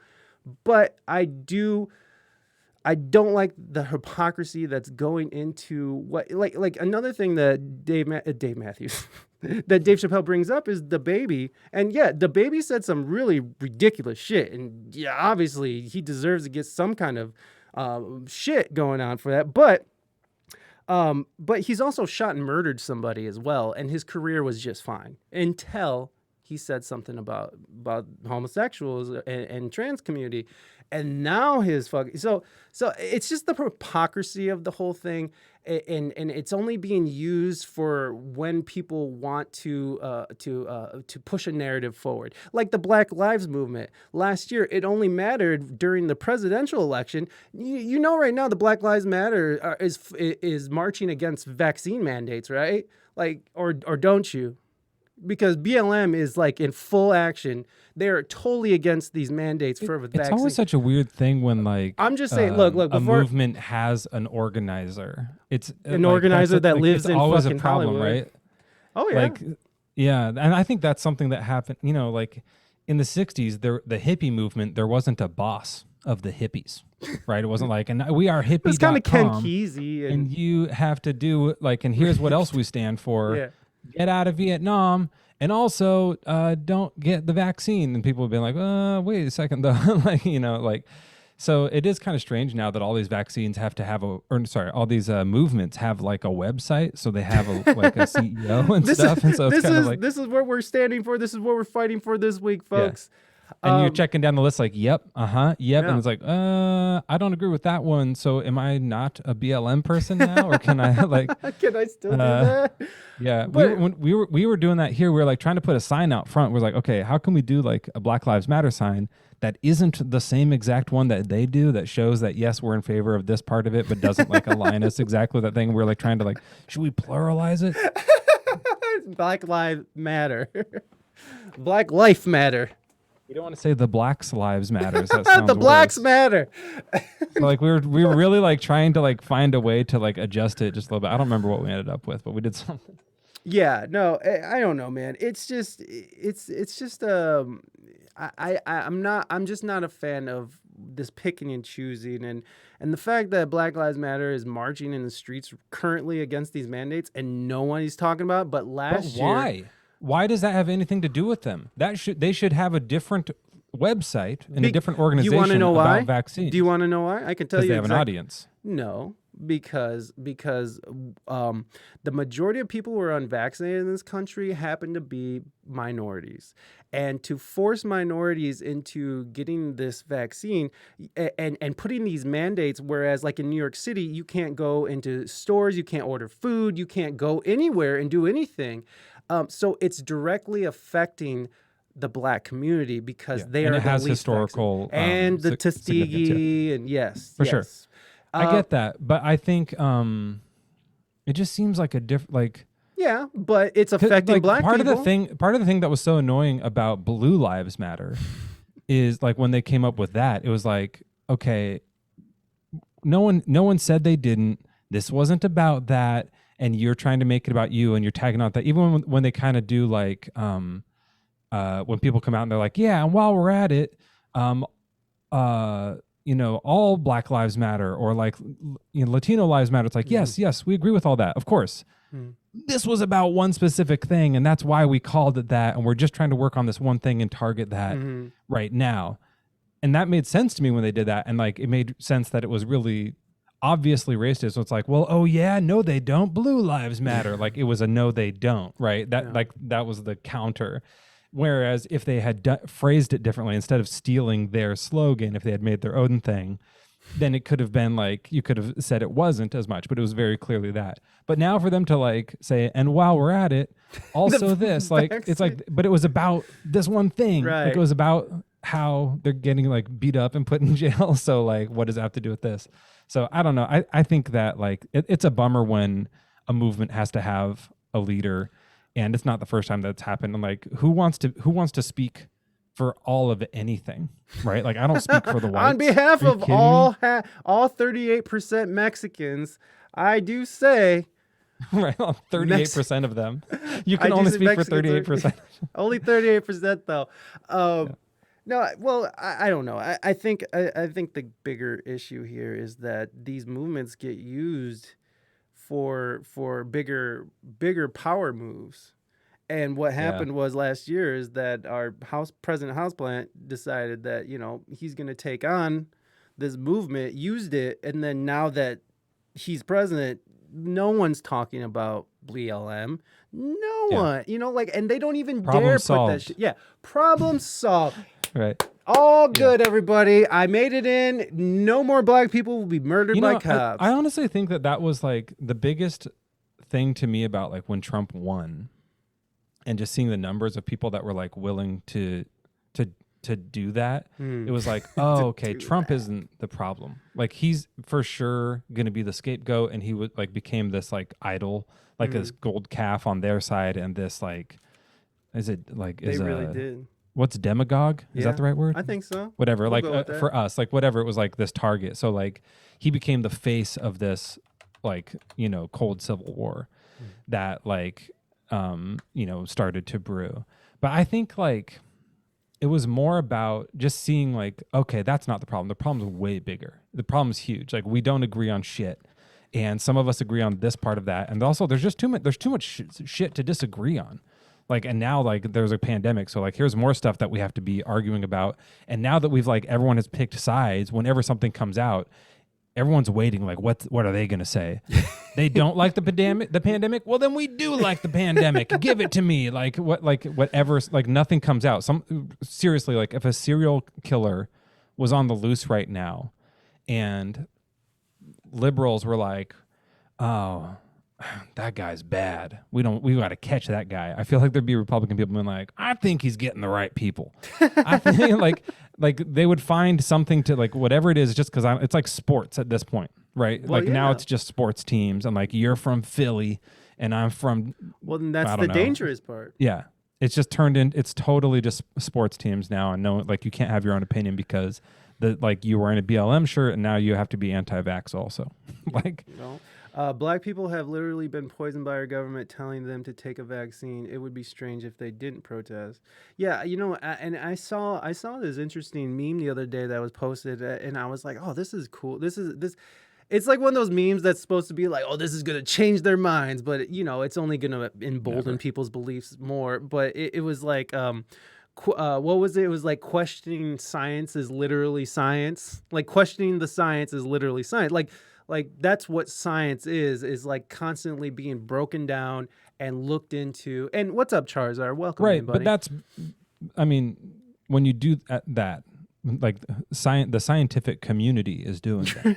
Yeah, right? not Leroy down my uncle in fucking Alabama to do it is different than that, right? So like and discourse is important, and science that's what science communication is. That's what that's for. Is for like now that the scientific community has agreed on something, how are we going to present that to the people who don't understand that, and that we're really trying, like we're honestly trying to help. Like we're really trying to like help them live longer and be healthier and have like a good life. How do we tell them that? Yeah. And now it's so hard for them to like, and no matter what they say, someone's going to be like, nope, you're wrong. You're lizards. That's not. So like, there's no way to do it. And I get it. Like, Charizard, the carpenter here, not Charizard is right. Like it's scary. And I have like people in my like family who have that same like concern. They're like, I don't know about this. That seems like something that historically has precedent of being a bad thing. I was like, yeah, but you also have you did get like your measles, mumps, rubella vaccine and you're okay too. And so like, I don't know, like you can't, people are really hot about this one because it's happening right now, but like, I think that in 5 to 10 years, everyone will just get their like vaccine along with their flu shot or whatever else. And everyone will have forgotten that it was ever a thing. And it'll just be like, oh yeah, this turned out to be fine. Maybe. I don't know. I think so much of the stuff turns out to be fine. Yeah. So many things that we get mad about turn out to just be like, it's okay. It's fine. Only the non-censored agree. Yeah. Well, that's the thing too. It's like you just made the point. It's like not my uncle fucking questioning science. The thing is that there's a lot of scientists questioning the science right now, and they're getting censored. So I think that's part of the problem as well, is that there are actual scientists out there speaking out against this vaccine in particular, and speaking, talking about natural herd immunity and stuff like that. So there's a lot of scientists saying a lot of things. And I think that's part of the problem now anyways, is that we have so much information being lobbed at us constantly that, and there's always someone who's going to agree with it. There's always someone who's going to disagree with it. There's, there's always a publication that's going to run with it. And so like, what do we trust? Who do we trust? And you're saying trust the science, but not even the science is agreeing right now. A lot of times the way that happens is it's a geologist. And I'm not kidding. Like because like the word scientist is this over-encompassing thing, and it's like the joke about if there, someone's having a heart attack on an airplane and you need a doctor, and some like professor stands up, like I'll read. I'm a doctor of musicology. Exactly, and so like and not to say that geologists are not scientists, they are, but a lot of times like Dr. So and so will be speaking out against the vaccine, and it says doctor in front of their name, and then when you go look, it's like you. Dr. Sociology. You're a geologist. Why are you should be talking about rocks? No. So a lot of times it's not like exactly. Of course, but then there are people who are actually doctors with reputations actually. So, I mean, look at Israel and all the information that's coming out of Israel right now. So it's crazy. Think about this. Like this happens with lots of stuff. Of course. So when you go to, like if you go to a a scientific convention where they're really trading ideas. I don't know if you do this. I don't. Don't do it. It's terrible. It's boring. It's sure. horrendous. But I have done this on several accounts. And there's discourse, and people disagree with each other. And then there's like a consensus is found by like not just voting, but it's like, okay, here's the proof, here's this, here's that. You still disagree with this, but we have this evidence, and more people are on this side. It kind of seems like that's where we're leaning, so that's where we're going with. And they don't do it if it's 55-45. You know what I mean? When it's that close, they go out and say, we have not come to a conclusion yet. It's when it's like, okay, we're at 99% and there's a few outliers, we're going to call this good.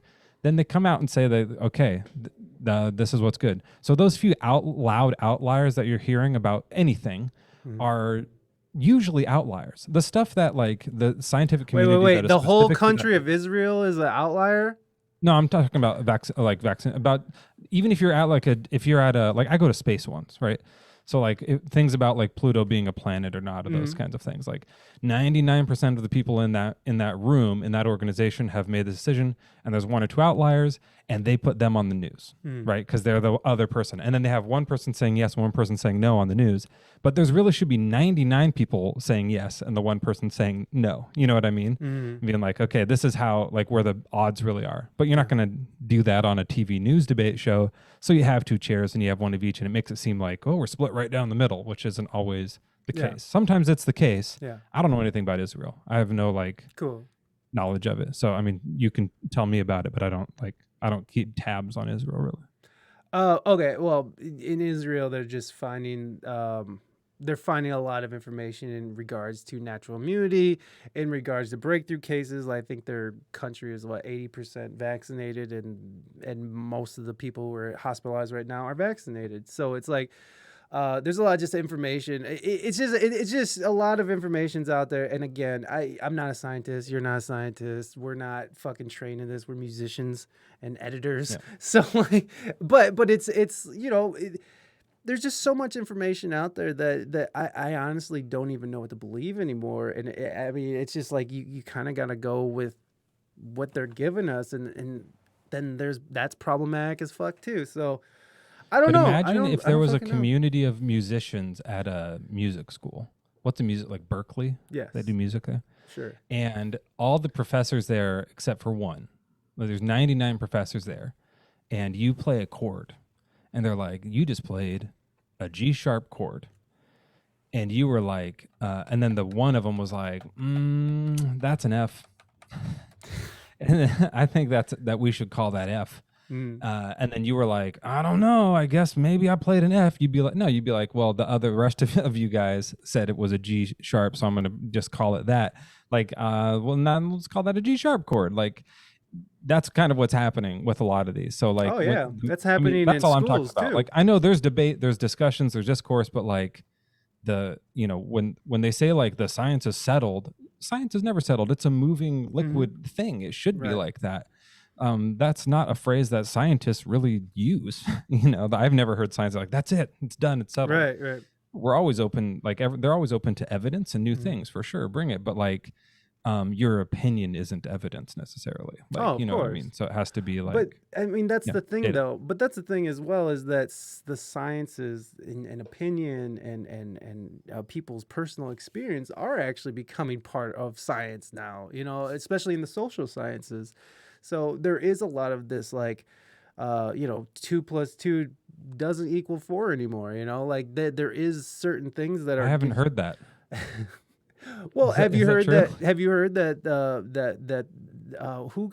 someone just got fired? Some UCLA professor got fired for not being lenient on grading black students' tests or something like that. So literally, they're trying to he literally got not fired. They put him on he quit. I should probably just look up the article, but what was that? That was UCLA. Let me look this up. That was a public affairs people firing him. That wasn't a team of scientists firing him. No, right? no. But okay. But he is a professor who is teaching our future scientists or whatever, and he got in trouble for not being lenient on the grading of the black students over the white students. And so what that indicates to me is what now we don't think black people are capable of doing the work Yeah, they're that's terrible. prescribed. So I'm just saying that we are incorporating people's personal experience, people's identities into how we teach people now. And we're getting to this point where math is racist, you know what I mean? And being on time is white supremacy. And But when you say we are doing this, we as a society, we as a society are also, I mean, if you say we, like especially now, aren't like, we a country? Aren't we all in the but same like country? one person did that. Okay. Right. That wasn't, we didn't all come But this is together and happening vote and all over the decide place, and do though. this happen. So like, But this is like, if happening you- everywhere. This is not just UCLA that did it. This is happening everywhere in curriculums all over the place. These that's expectations. this that is the first time I've heard of it Of happening. course. Once. What do you I'm sure listen it's happened to? a few times, but- MSNBC? Where you at, No, I don't baby? listen to the news. I'm on Twitch. I listen to your show. I stay so plugged in that it bothers my wife. That's how Yeah. fucking much it I sucks. had to get out a bit. Yeah. I was Good. into it a lot more. That's like good. during Trump's era, and I was like course. kind of following stuff, and then it really was like, all right, there's like a bland thing happening now, so I can step out, and that's good. And it's helped my life a lot. So I intentionally stay out of a lot of it because Yeah. not it's like it doesn't bother me, it doesn't affect me, I don't have to worry about it. It's just like I can't have an effect on it. So I'm worrying about it for nothing. That's just anxiety. There's not like something to do most of the time. But I think that you are doing something about it. I mean, just having this conversation is doing something about it. I mean, because like we're able, the biggest thing is that we're not able to talk to each other about these things, and we're not even allowed to talk to each other about these things. And I think that's completely not that is so antithetical to progress. Like to start walling off, putting up boundaries and shit is such antithetical to any sort of progress, and we are regressing, and it's I think that having these conversations that might be difficult, that might piss people off, might make people uncomfortable, is exactly what we have to do in order to get past these impasses. Because right now we can't even talk to somebody if they, if we find, to some people, if they find out that their coworker voted for Trump, they're like, fuck that guy. I used to love Mike, and then I found out he voted for Trump. What a piece of shit racist. Meanwhile, like for the last 2 months before you knew who he voted for, you guys were palling around having a good old time, and all of a sudden you found out who he voted for, and now he's a piece of shit. And like that, to me, that's ridiculous. Like the distrust for our neighbor is our biggest downfall as a country. And most people hate our own the people who live in this country. A lot of people hate this country who live here. And it's like, bro, you could live in a country where if you're gay, you get tossed off the top of a fucking building. Or if you go drink out of the fucking well, you're going to die of dysentery. So well, I think that some of that, I mean, hating where you're from is one thing, but like that all of the like it's all discourse. Yeah. Trying to cancel people, that is it. When we go up and say, hey, he said something, we're telling you. We're telling on him. And like, I know tattling is like annoying. I got twins, so I hear that every day. But like, that's the discourse. This is a discussion. Hey, Dave Chappelle said this. Here's my opinion on it. I think we should stop fucking listening to him. Yeah. Okay, that is in a way like someone trying to build a wall. But if you say, well, now that you said that, I'm building a wall on you, then like you're just doubling back on that. So like this is like all of the shouting on the internet and in real life, and even like storming of the Capitol, is everyone expressing their different rages of different things and loves of things, right? Yeah. And so like this is it. Like I actually think, because of the internet era, like we're actually in a more of an open discussion than we were before. It probably is the case that like because of the internet and like working better, that we were like getting like different levels of discourse, throughout humanity with each other, and like it jumped so much that everyone's kind of like, oh, and like spiraling a little bit. It doesn't know what to do because like there's culture clashes and stuff where it's like, oh, I thought that group over there was just cool, and like that culture over there was different than me, but just like they had different hair, but now I realize like I don't like them. And so like everyone coming together at the same time is like challenging to deal with. But I do think that over time, if we don't all destroy ourselves, which is always a possibility, I think that over Strong. time, like it'll kind of even out, and we'll like be able to be on the internet, and we'll be able to like talk to people of other cultures and mindsets, and like it'll kind of, settle a bit. We'll get back to where we Yeah. were. And I do think that we are just going through some sort of growing pains, as a nation. Puberty. We're a As a young world. nation. Yeah. I'd like, and that's the thing too, is like now it's the whole world. Yeah. So like when you say we, yeah. are doing we as a this. collective people. yeah, this is happening like Aren't within we humanity. one? Yeah, for right? sure. So like it's and now that like actually rings so much more true. So and I like referring to earthlings like that. I like when we do the whole thing as we. That's a Yeah. team that like kind of makes sense, and I'm proud of some of the things we've done and sad Absolutely. about some of the things we've done as Yeah. earthlings. But like when I say we, I never mean the United States almost ever. Like I don't think of that as a we, because like I was just born here. I didn't choose to be here personally. Yeah. So like these lines don't mean anything to me. These rules, like the Constitution is cool. Like there's a lot of great stuff in it, but like I didn't choose it. So like there's a lot of stuff in there that's great, and then there's some stuff that maybe could be better. And I don't like, you can change it. I don't care. Like let's go for the better option. So like I'm never like, I don't know. I don't think of a we like in the sports term. You know what I mean? Unless I'm really a part of it. Right. By choice. And Earthlings is the only one that's like, all right, come on, we're all on Earth. Like, I feel you. But there is a thing called reality. I'm not trying. No, I'm sorry. I didn't mean to be a fucking smartass.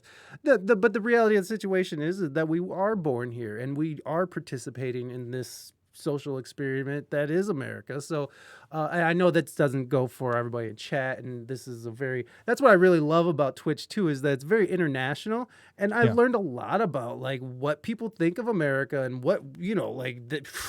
People do not like to be called American if they're not American.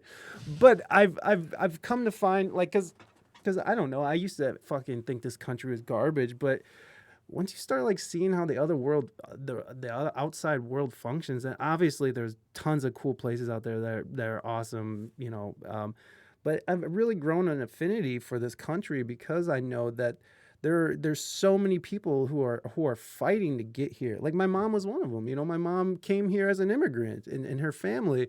So it's like like people want to be here. People want this culture. Our music, hip hop, jazz, blues. How much is that being replicated everywhere? if I could move anywhere in the world without like immigration things being an issue, I mean, I wouldn't move anywhere south of here. I wouldn't. No. I wouldn't even move to San Diego. Yeah, fuck San Diego.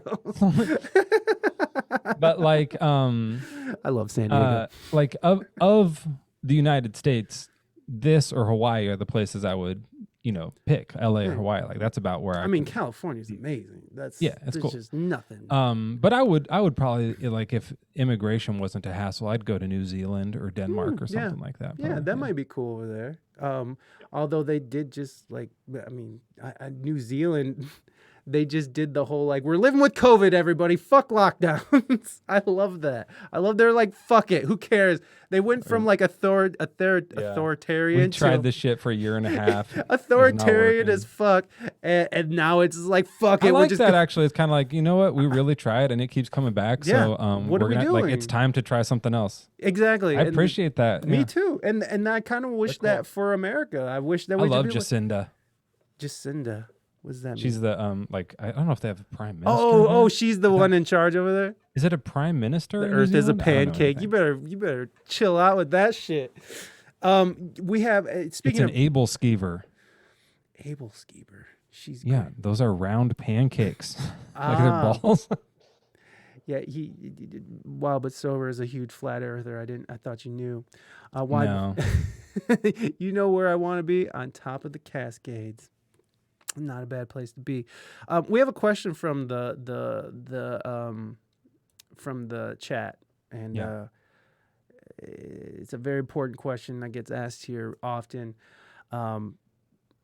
Waffles or pretzels? Now, before you answer that question, take this into consideration. We're not talking about those hard little cracker piece of shit pretzels. We're talking about those Okay. soft, oven baked, salted Yeah. with your favorite condiment on the side. So, Boyan The Bard, Waffles or pretzels? I mean, that makes a huge difference for sure, obviously. I obviously. eat more of all three of those. I eat more just regular crunchy pretzels in my life because they're just like there. Yeah. But waffles are a treat. But yeah, I'm more of a savory guy. So what I actually like, and I think it's closer to this, is like a pretzel bread sandwich, Like and that's like the same the bun? stuff, pretty Yeah. much. Yeah, when you have like a nice sandwich, and I don't eat meat, but like we have like veggie slice things that are like fake meat things, like like fake ham and bologna and shit all mixed. It's just lab food. Like I just eat. I like a robot basically. But like then we put like fresh garden lettuce on it, pretzel bread. Man, you got yourself something right there. You got But yourself I think I would do that if I waffles are good, but yeah, I think I would go with the pretzel. Yeah, I'm a pretzel guy too. No, I was waffle gang. No, but I go with pretzels because I try to stay away from sugar.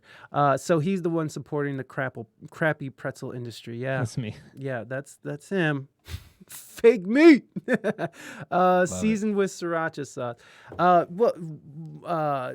I'm not calling you. Call me sober for 2 months. I'm calling you wild but sober. Wild but sober. Are you a vegetarian? I think you've told us that before. You're a vegetarian, right? Like you don't eat any meat, not even chicken. No, I know you don't eat beef, but That's like the thing that as a vegetarians we get all the time. It's like, oh, I'm a vegetarian. They go, oh, so do you want chicken then? Like, no, that means that's No, exactly no, the I thing don't I don't want want. It's like, chicken. okay, so just fish? Nope, not that at all. Like still not fish. It's like, what do you eat? What kind of animal do you eat then? Like people can't wrap their head around it at all. Yeah. Yeah. And I'm realizing now that he already answered, and I asked that question, and I'm staring But right no fake at the. meat. Yeah. I love don't fake eat meat, man. meat either, but fake meat. Yeah. You know what? The what's the one? What's the Impossible Burgers? Those things Love are 'em. okay. Those things are okay. The I can deal with it. Beyonds are good. Yeah. Yeah. The ones that we are do it. gross are like the Bocas. Yeah, I don't know. if So you ever here's the tried deal with Boca. Boca. Fuck Boca. I'm sorry. Don't eat Boca thinking you're getting like a burger. Right. It's its own flavor. Right, It is a it's- thing, it's a and it tastes mushy good. And you thing. can, if you like cook it right, it is really good, and it can taste good. But if you like are expecting a burger, it's like when you think that you're about to have a sip of like root beer, but your friend has like put water in the can. Yeah. And you actually just have like, why did you? What the fuck? Like it's just water. Yeah. Water's delicious. What's wrong with you? Yeah, but I was expecting this, and it's bad. So it, like. You have to just like know that like this is not gonna taste like a burger. Now Impossibles and Beyonds kind of taste like burgers. Actually. Totally. Yeah, they even have. I like eggs and cheese, but otherwise vegetarianism.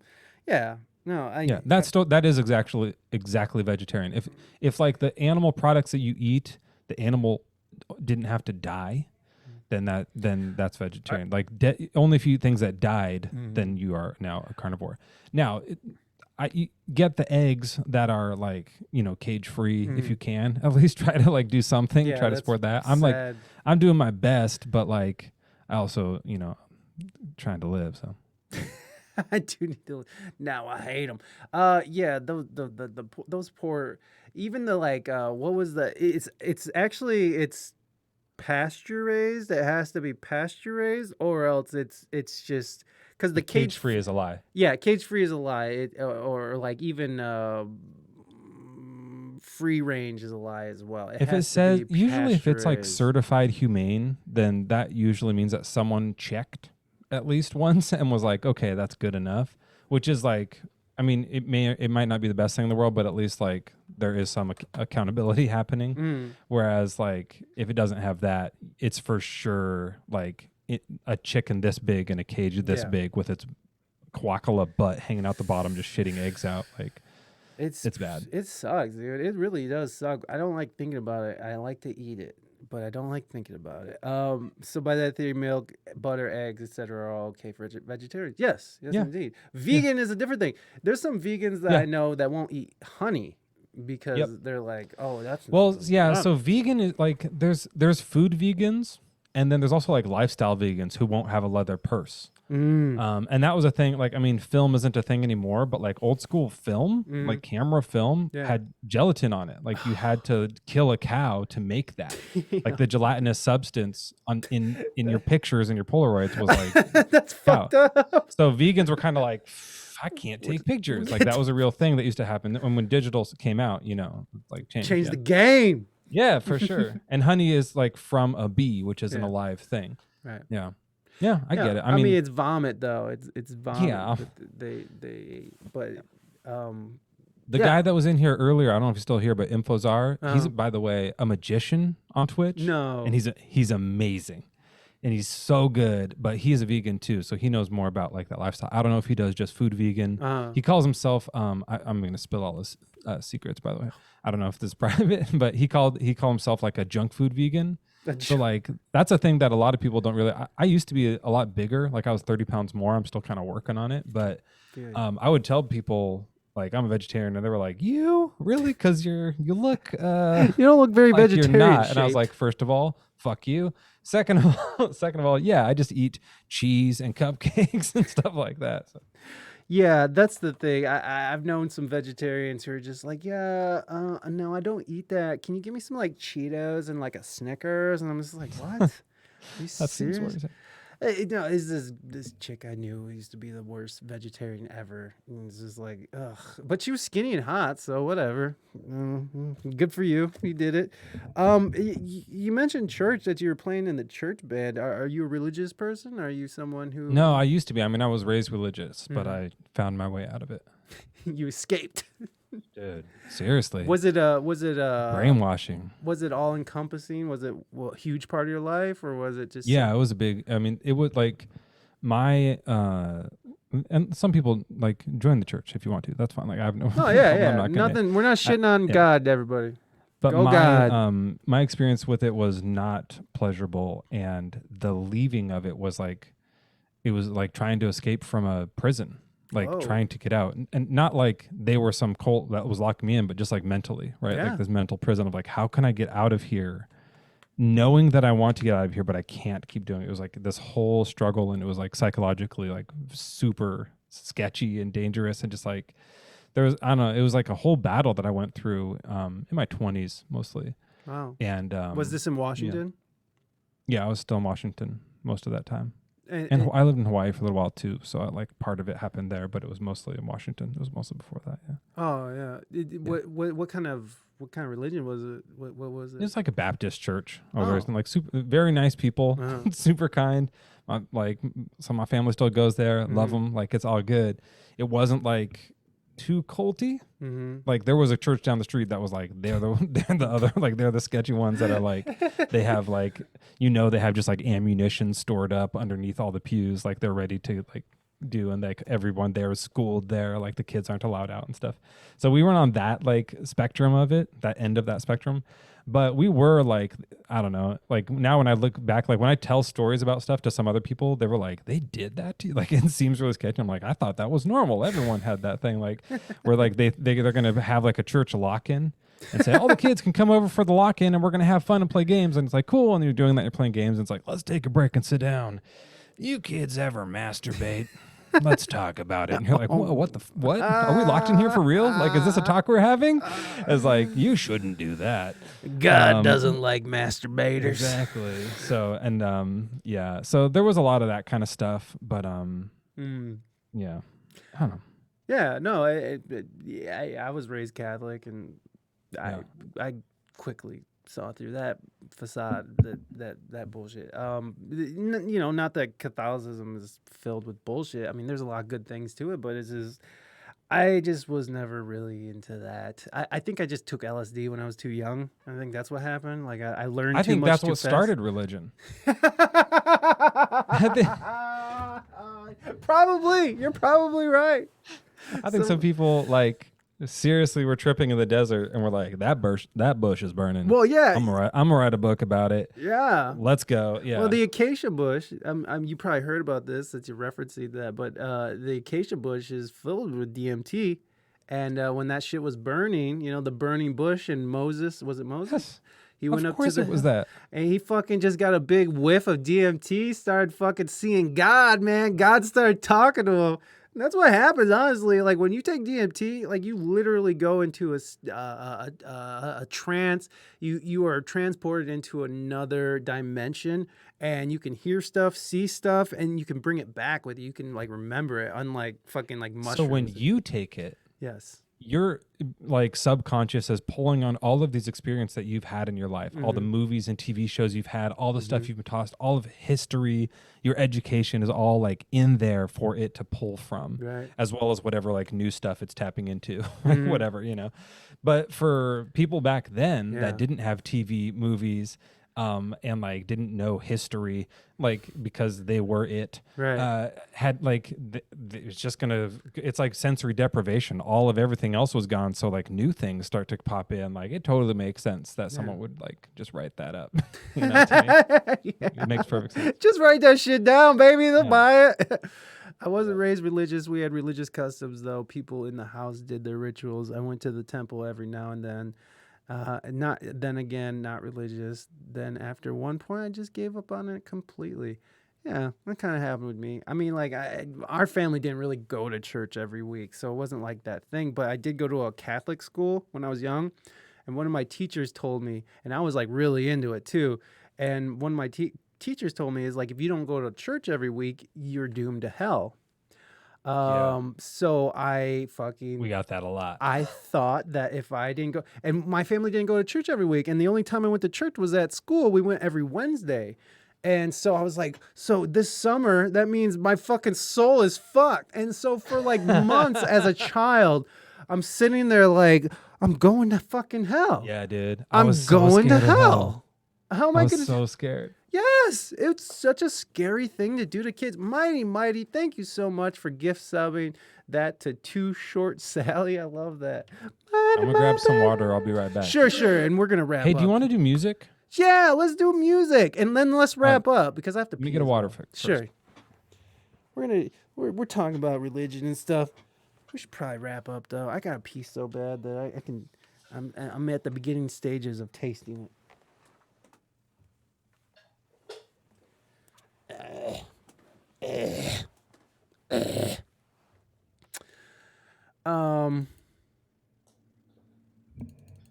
Yeah, let's do some music. Do you want me to do a song that is an original or a cover? And do you want it to be like kind of like a slow jam or something hyped up?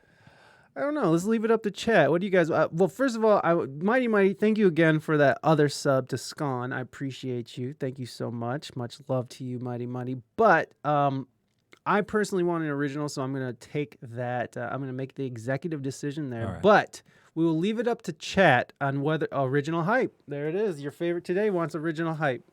You got it. Yeah. I have a song called "Never Die," and it's kind of like it's off my most recent album, and it started as this thing I was telling my kid. You know, I was telling you earlier how my kid like keys in on things that scare him, and he was really scared of death for a while. Yeah. And so and we were trying to like we want to be open about it. We're like, someday you will, but they don't have a concept of time yet. So we're like, it'll be a long time. Don't worry. And he's like, that's going to be in 3 weeks. So he was really concerned about it. And eventually I just started lying to him, be like, dude, you're never going to die. It's fine. And he was like, oh, thank God. And like a lot of stress came off, and like, we'll get to that later. He knows again now, but like that was like a thing for a while, and he gets it more now. Yeah, you know, and he jokes about it and he has fun with it. That's good. That's a great thing. Yep. You get him a goldfish, and Kill Bill. Well, that's the thing. I mean, when we were on the farm, like we had chickens. He's buried a chicken before. Like he's seen death. He knows about it. He's seen life. Like they saw goats be born. So like they're actually really familiar with it, which is kind of why it scares him a little bit. You know? Yes. Yeah, he's experienced a lot at a young age, but so it's and you know, and we've also told them about their little brother who died. Like that kid has a name, you know. Wow. And so like that's something that they like think about sometimes. But anyway, so I started making the song kind of as that, but it turned into some other things. But it's called Never Die, and it's also like I just made a new merch that has it says "Don't worry, you will never die." Because the other thing is in my stream, we do these stories, which I can do a story for you before we go if you want. Also, do it. But we do stories, and there's also we have command die. And you can do that. And I have this thing randomly generate different ways for you to die. So it'll be like, oh no, we speak English good, got ripped to shreds by an ogre, or like different random things kind of pop up. So we have a lot of fun with it, and like sing about it and talk about it, but also just like with my kid, like we're using it as, story as a way to get over this stuff. So I'll do that song for you here, and it's very hyped up. So give me just 1 second. No worries. Do your thing. Hey, Lord, thank you so much for that follow.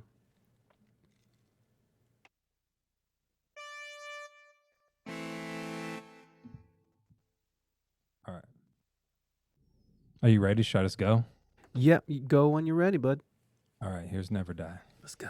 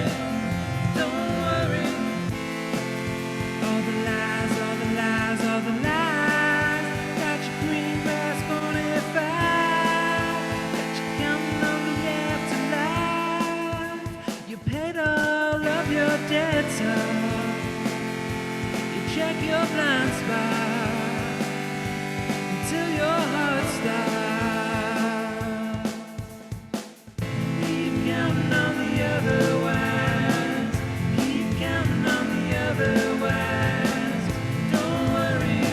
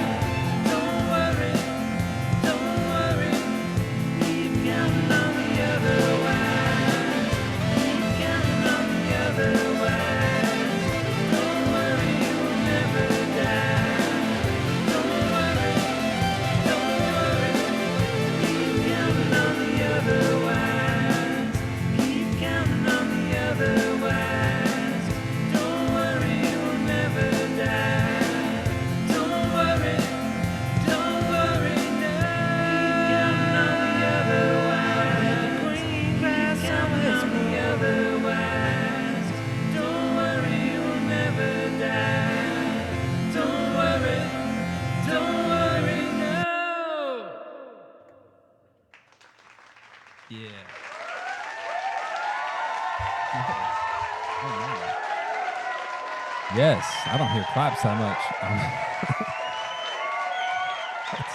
We're here. We're clapping. Oh, they're going wild for you. They're going wild for you. There we go. Oh wow, look at all those emotes. Hey everybody, Hey, thank there you they so are. much. Love it. Dude, emotes are so cool, man. I know, dude. It really like feels like they're into Yeah. it. I love it when it goes wild like that. Me too, man. I'm turning off the emote wall for a while, guys. So just letting y'all know, so you don't get all like, "What's going on?" The emotes was like one of those things that like made me so mad at the beginning of this because I was just like, "Why the fuck do I gotta do that?" Like it literally infuriated me because like I don't know what am I doing here.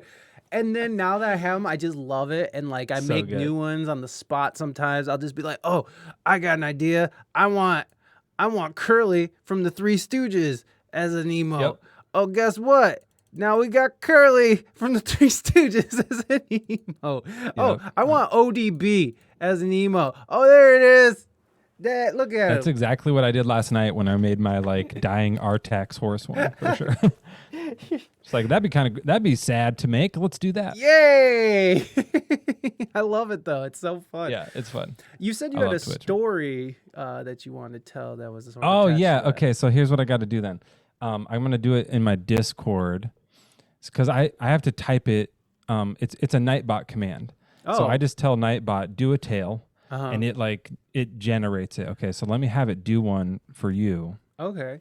We'll do it for Mike. Is that all right? Sure. All right. So the same thing works in my Discord too. So I'm just typing in tale for Mike, and we'll see what it says. Do you have any music? Oh, I'll put some music on. I have can do music as well too, but if you This want, is my Tales music. okay. Okay, and I need this. There's a whole transition normally, but this is my Bard's poet hat. Okay. All right, let's see what Mike gets. It's like Mad Libs. So basically, it's going to generate a bunch of different verbs. It goes like this. Long ago, there lived a wealthy treasure hunter by the name of Mike from Lannisport. When the princess of Frottam was covered in a mysterious slime by a wretched leprechaun, Mike bravely asked the monster out on a date. The beast accepted, and after 4 years of courtship, they decided to get married. But when it was finally time to say I do, our hero instead said, "No way, you muck-spouting footwort," and ran out of the church. The monster was devastated and never loved again. The end. That's your revenge. Well done. Oh, I changed my claps. Oh well. I put on music because we couldn't hear yours because of the. Oh, okay. Yeah, But- Zoom. Yeah, Zoom is terrible. It was good. That I appreciate. Well, I appreciate that story. We're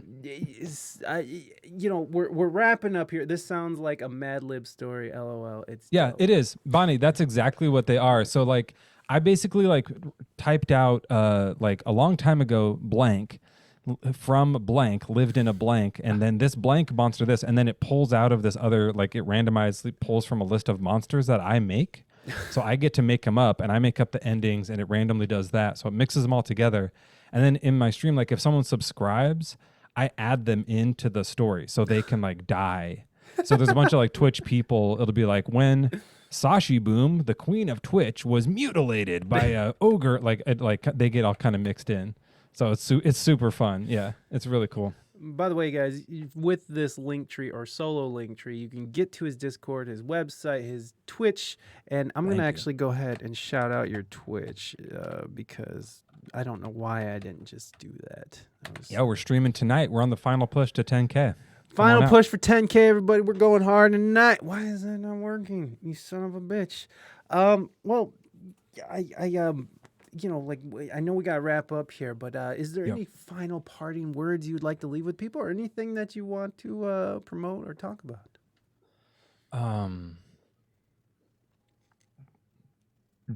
Everyone remember that they make more of things. So just like, it's all good. They make more of things. They make more. Yeah, but you know, there's a big fleet of storage, not storage containers, but like a bunch of cargo ships off your shore there. trying to get in. Full of the same stuff. Same that you are, yeah. garbage that we're trying to get. It might take a little longer, folks, but But they make more. They make I have a whole like philosophy behind they make more. I'll tell you about it tonight in my stream. Come on out. Hey! There's a really good story behind it. Actually, Are you gonna keep it from us for real? Or if you want to hear it, I mean, it takes a minute. I thought you were trying to get out of here. Oh no! I mean, if you have a few minutes to tell the story, I have a few. So minutes when I to listen. lived, the first time that I lived in Hawaii, I was staying on a Navy base. I was like working as like doing daycare for the Navy. It was like some program through college where they train you how to watch kids, and you go to the different bases around the world, and then you do daycare during the summertime while they're not in school for the kids that are there. So then we're there, and we're just having a party. We get to live on the base. We have a like Navy Jeep that we can drive around, and it was like a wild college party time. Nice. Some of the Navy dudes were really cool and would come to our parties because like there was a bunch of young kids having parties, and they wanted to come party with us. And one guy there turned out to become a lifelong friend. He was a bit older than us, and he had money, and we all didn't. We were in college. And he would always show up, and he had, cigarettes and 40s and stuff, right? Like, which was like at that time, like that's currency, right? Like, that's it. And so we were like, oh man. And he would come over, and he would like just put 2 packs of cigarettes on the table. I don't smoke anymore. I think it's gross. But like it is gross. At the time, like he would just put 2 packs of cigarettes on the table, and we were like, yo, can I have one of these? Like, is this like, are these up? And he was like, yeah, they make more. It's fine. And we were like, oh shit, that's cool. And then like he would do that with other stuff. Like something would spill on his shirt and be like, oh, they make more. It's all good. Yeah. I was like, okay, cool. That's like a cool thing. There was a girl there that I was like trying to hook up with at the time. Never worked out, but I was like trying to, and he knew about this, and I was trying to like figure out what I could like do. Right. And he comes over, and he literally tosses like a movie the keys to his like convertible white Miata, which is like not the like, I mean, it's not like, a Lamborghini, but like to a college kid, I was like, are you kidding me? He was like, yeah, take her to the beach. I was like, dude, I think I had a drink and I'm underage, and like, this isn't really that good of an idea. And he was like, hey, they make more. I was like, what if I wreck your car? They make more. And I was like, yo, this dude's serious about they make more.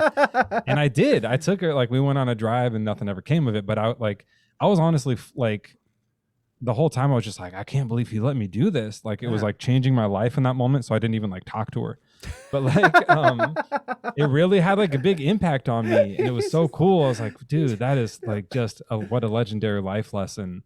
Yeah. It's one thing when, some ice cream spills on your shirt or whatever to be like, oh, like I can get another shirt. But like, dude, he tossed me like, yeah, it was real. So it was cool. I learned a lot. Yeah, I think that's a great way to end. They make more, folks. Don't get your panties in a twist. It's okay. Because they make more panties. They make more panties. So even if they do get twisted up, not a big deal. You're gonna get some new ones. You're gonna get Straight some new ones. Ironed flat panties. I hate the word panties. Yuck. Is that a thing? The women like in chat, do you guys not like the word panties? Underwear. But panties, is that a problem? I know some girls don't like no more panties. Oh, Bonnie doesn't wear panties. Nice. Reina loves grundies. Yeah. Reina's like, bitch, I am all about them. Okay, guys. Well, we are going to end. Remember, everyone, me and Reina will be doing an IRL stream right here on my channel on Sunday, the 10th at 1:30 to 3:30 p.m. Eastern Standard Time. Tune in. It's going to be beautiful. I'm going to have the sound hooked up. I'm going to have a good picture this time. It's going to be fantastic. It's going to be the best. Okay, I'm not going to do that. I feel like I just degraded myself a little. It's going to be wonderful. It's going to be the great. Okay, I went right back into it. I was going to ask you about Bill Nye the Science Guy, but he's so cool. Because you work for him, right? Yeah, he's my boss. We work together. He's still your boss. He works for me. No, he's the CEO of the company, or we're a nonprofit. I mean, it's super short. We're a nonprofit that like advocates for space exploration. Sweet. So we like try to teach everyone about space, and I'm like, my job is I make videos about space with Bill Nye and other people, like people from Star Trek and stuff like that, and also just like random people you've never heard of. And we try to educate the public about like true space science things. And we also like go to like Congress and say, hey, fund NASA and stuff like that, and like try to help like say this mission isn't good, this one is good. Here's the stuff that we think you should spend some money on. That's like we're actually worth the money. So what do you guys think of? What do you guys think of like SpaceX and all these billionaires? You love it? Do you think that? I mean, personally, I personally love it. So I can't speak on behalf of the organization. Like I'm not authorized to do that. For sure. Personally, I think it's like super silly, but also like, go ahead. I mean, it was a big dick flying into the atmosphere. Yeah, it's hilarious. Like it's very silly. And the Saturday Night Live sketch about it was really funny. Actually, I liked it. That Owen Wilson was in just last week. But like, I don't like. It's kind of dumb. But like, go ahead, do your thing. Well, it's all good. That pushes it and now forward. SpaceX is different because SpaceX is also like they're doing other stuff. Right. Like they're kind of on a different level. And Elon Musk is like, I have my own opinions about him and whatever. But like SpaceX does good work. Yeah. They really do. Like they are helping. They're working with NASA and stuff like that. And so are a lot of these other things. Are they going to be the ones that that manufacture those hyper missiles that he's making? Have you heard of the hyper missiles? No. The hyper missiles are dope. They go like 7,500 miles an hour. We have them. So America's #1 again, everybody. And Elon Musk is taking us there. Fastest missile. Yeah, he's just a dork, really. But he is a dork, but he is definitely gonna make billions of dollars murdering brown people. You think so? Probably. Yeah. If you're gonna what do you think they're gonna do with hyper missiles? What do you think they're gonna do with them? Do you think they're just gonna fucking have them on stock? Like, well, they probably will, but they're gonna use them. They're gonna use them. I don't know. I've never even heard of them. I have no. Oh, you should Google them. Yeah, it'll make your day real happy. You're like, oh, I'm glad this is what we're investing money into instead of like trying to find a way off this fucking planet. Well, I mean, and I can't speak for the organization, but like that, like part of what we do is like go and say like, instead of that, do this. Here's where we can here's a place we can go and do some real science and actually make impactful like learnings about the universe and the cosmos, and that can like have a good, like a positive impact on humanity.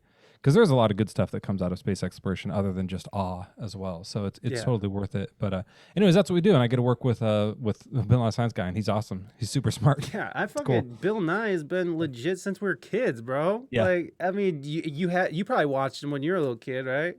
I did sort of. I mean, we had him in like he would come in science class and stuff. Right. You know? I mean, not come in, but like they pushed the TV. Yeah, they wheeled it in. Yeah, exactly. Like I was for sure in that camp, and so it's so cool that you get to like, and you're like, your music is so reflective of space and like. I do have like songs about constellations and stuff for sure. Yeah, so like that is definitely like a really. It seems like that's a very symbiotic job. Do you enjoy your job? Love it. That's awesome. Totally love it. It's so cool.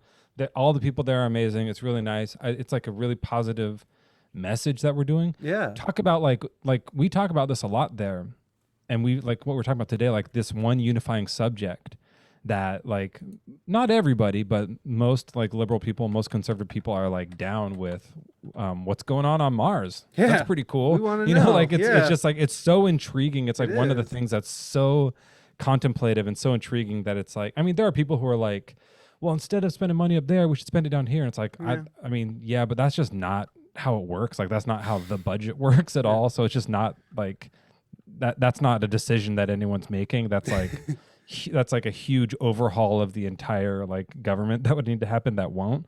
Yeah, so like since we're doing it, let's do that. And also the amount of money that actually gets spent, like people see these like things and assume it's like billions of dollars, but it's like it's a quarter of a fraction of a penny compared to the dollar that is spent on everything else. So like it's really not that much money to learn about like where we are in space and why we're here. I think it's totally worth it. Yeah, I do too. You know who's a big hater of space? Reina Mystique. She fucking. Oh really? She's like, space is dumb. I'm sorry I'm calling you out, baby. How I dare love you, you. boo. I love you. She's one of those people that's like, we don't even know what the bottom of the ocean looks like. So why are we running around space trying to figure that shit out? Maybe we should figure out what This we're is doing like here. this is like yeah. I mean, this is what they're saying too. Like that. This is not as important as that. Yeah. But what the whole thing is like, what you don't realize is that you don't have to pick. We Mhm. can do both of those Yeah. things. We have we have the funds. It's not that much money to explore these places, and like it's managed really well. It's totally Yeah. okay to do both things. I'm with so. it. I'm with it, man. I'm not a hater of space. I'm not interested in space travel and all the litter it creates. Oh yeah, Yeah, she that's she a good- doesn't that's like a the space litter. Totally with you. Yeah, that's a big like thing that people are trying to work on. I mean, that's something that Elon Musk SpaceX, actually yeah. like by landing them. Right. It's like okay, well, that's a lot of less stuff in the ocean. So yeah, I'm Exactly. totally on board with that. And I get personally really weirded out about like stepping on other planets. That's a thing to me that's kind of like I like things that go in orbit and just like check stuff out. I think that's cool. James Webb Space Telescope is coming out like maybe later this year. That's going to be so cool. Like a Sweet. bit better than Hubble. Like pictures of other galaxies is going to freak all our minds out. I'm so Like ready. that's so cool. But like the thing of like sending humans somewhere to me personally is kind of like I don't know. Like it just feels like it feels very Invasive? conquery. Imperialistic? Yeah, it's very like flag. Well, that's what we did on the moon, right? Yeah, we put I our know, flag it's on so, the like, moon. It's still. It's so onery. Like now this is ours. It's like, can we just look at it and enjoy it? Like we should just declare all of space like a national park. Not, I mean, it kind It's of for is, but like, everyone. Yeah, it's a national park to billionaires, not to us. yeah, all right. I I mean, there's lots of laws about what people can and can't do up there. So our organization put a spacecraft in space a few years ago. It's still up, but there's limitations. You can't just leave it out there. You have to prove mathematically that over the course of like before 20 years is it up that its orbit will decline until it burns up in the atmosphere and turns to dust. You have to prove that it will. Not only the orbit, like the math orbit will do that, but that the materials it's made of will turn to dust without hurting like the ozone and hitting anybody. So like the people who are doing all this stuff, like that stuff, Reina, it is thought of. And there is like space litter. That is a true thing. There is some, but like if you went to space, you wouldn't see any. Right. It's not like when you go to a park and see litter. Right. Like you Or do like see the ocean. That, like talk about like a thing that like why are we worried about litter in space when there's litter here on Earth? Like that I think is something that we should be like there's way more litter here than there is in space. It is an issue and it's worth like talking about and I love that conversation because they're working on it. Yeah. And it is good to see that they're like, yeah, that was getting bad and now they're finding ways to solve that problem. But yeah, my street's full of shit right now. So like Yeah, it's no, when there's floating fucking masses of plastic the size of Texas just fucking making its way around the ocean, you know that we have a problem. that's a big problem. That's a horrible definitely a bigger problem. problem than stuff that's in space for sure. Right Yeah. now, yeah. That's it's much more immediate. Well, But we can do both. We can do work on both. We can really do both. Yes, I was gonna say that's a great way to end it. Fucking with the set, but we can do both. We can clean up the air. We can clean up the time to call Wally. Hell yeah, Wally was a good movie. I liked it. Do All you right. raid? Are you raiding? We somebody? are gonna raid. Did you have a suggestion or did you? Oh, I could look. Well, I was gonna go for Existence. I saw that Grace, the Graceful Bard, is on, but she's Yeah, she's playing doing like video games. Yeah, she's gaming. So I was thinking maybe go hit up Existence since she's playing some music, and I don't know them, so that's Existence is awesome. She's a improv artist and a loop artist, so she just it's like one of those cats that just she just starts with a bass line or something and builds. Yeah. And that's her. I like to do that sometimes too. I it's have a bunch fun. of songs that I do, but I have a thing on my timeline or on my song request that's like just make something up, and it's so fun. And like I actually have like started writing new songs from it. It's awesome. Yeah, well, that's you know what, man. When I got my loop pedal, I really started to write. Like It's so I was, different. it is because you get to Yeah. you get to flesh shit out and like hear it, and there's a big difference between like setting up your DAW and your shit and then plugging everything in and getting a quick demo. It's different, It's very much it's something that you can just do on the spot. It's quick. It's a fast turnaround, and you can you can work on it right there. as Yeah. opposed to like having to set up your shit or looping stuff on Ableton or something. Yeah, I don't But use that. even Ableton looping is amazing too. So I don't know what the fuck I'm talking about. All right, guys, we are gonna go right over to Existence 130. Thank you guys so much for being here, and thank you so much to Boyan The Bard. Thanks, man. I really appreciate Thank you. coming on the show and having this open, honest conversation. So we're gonna go say hi to Existence. Oh, Reina, will you drop the raid calls? I already did. No, I'll just do that.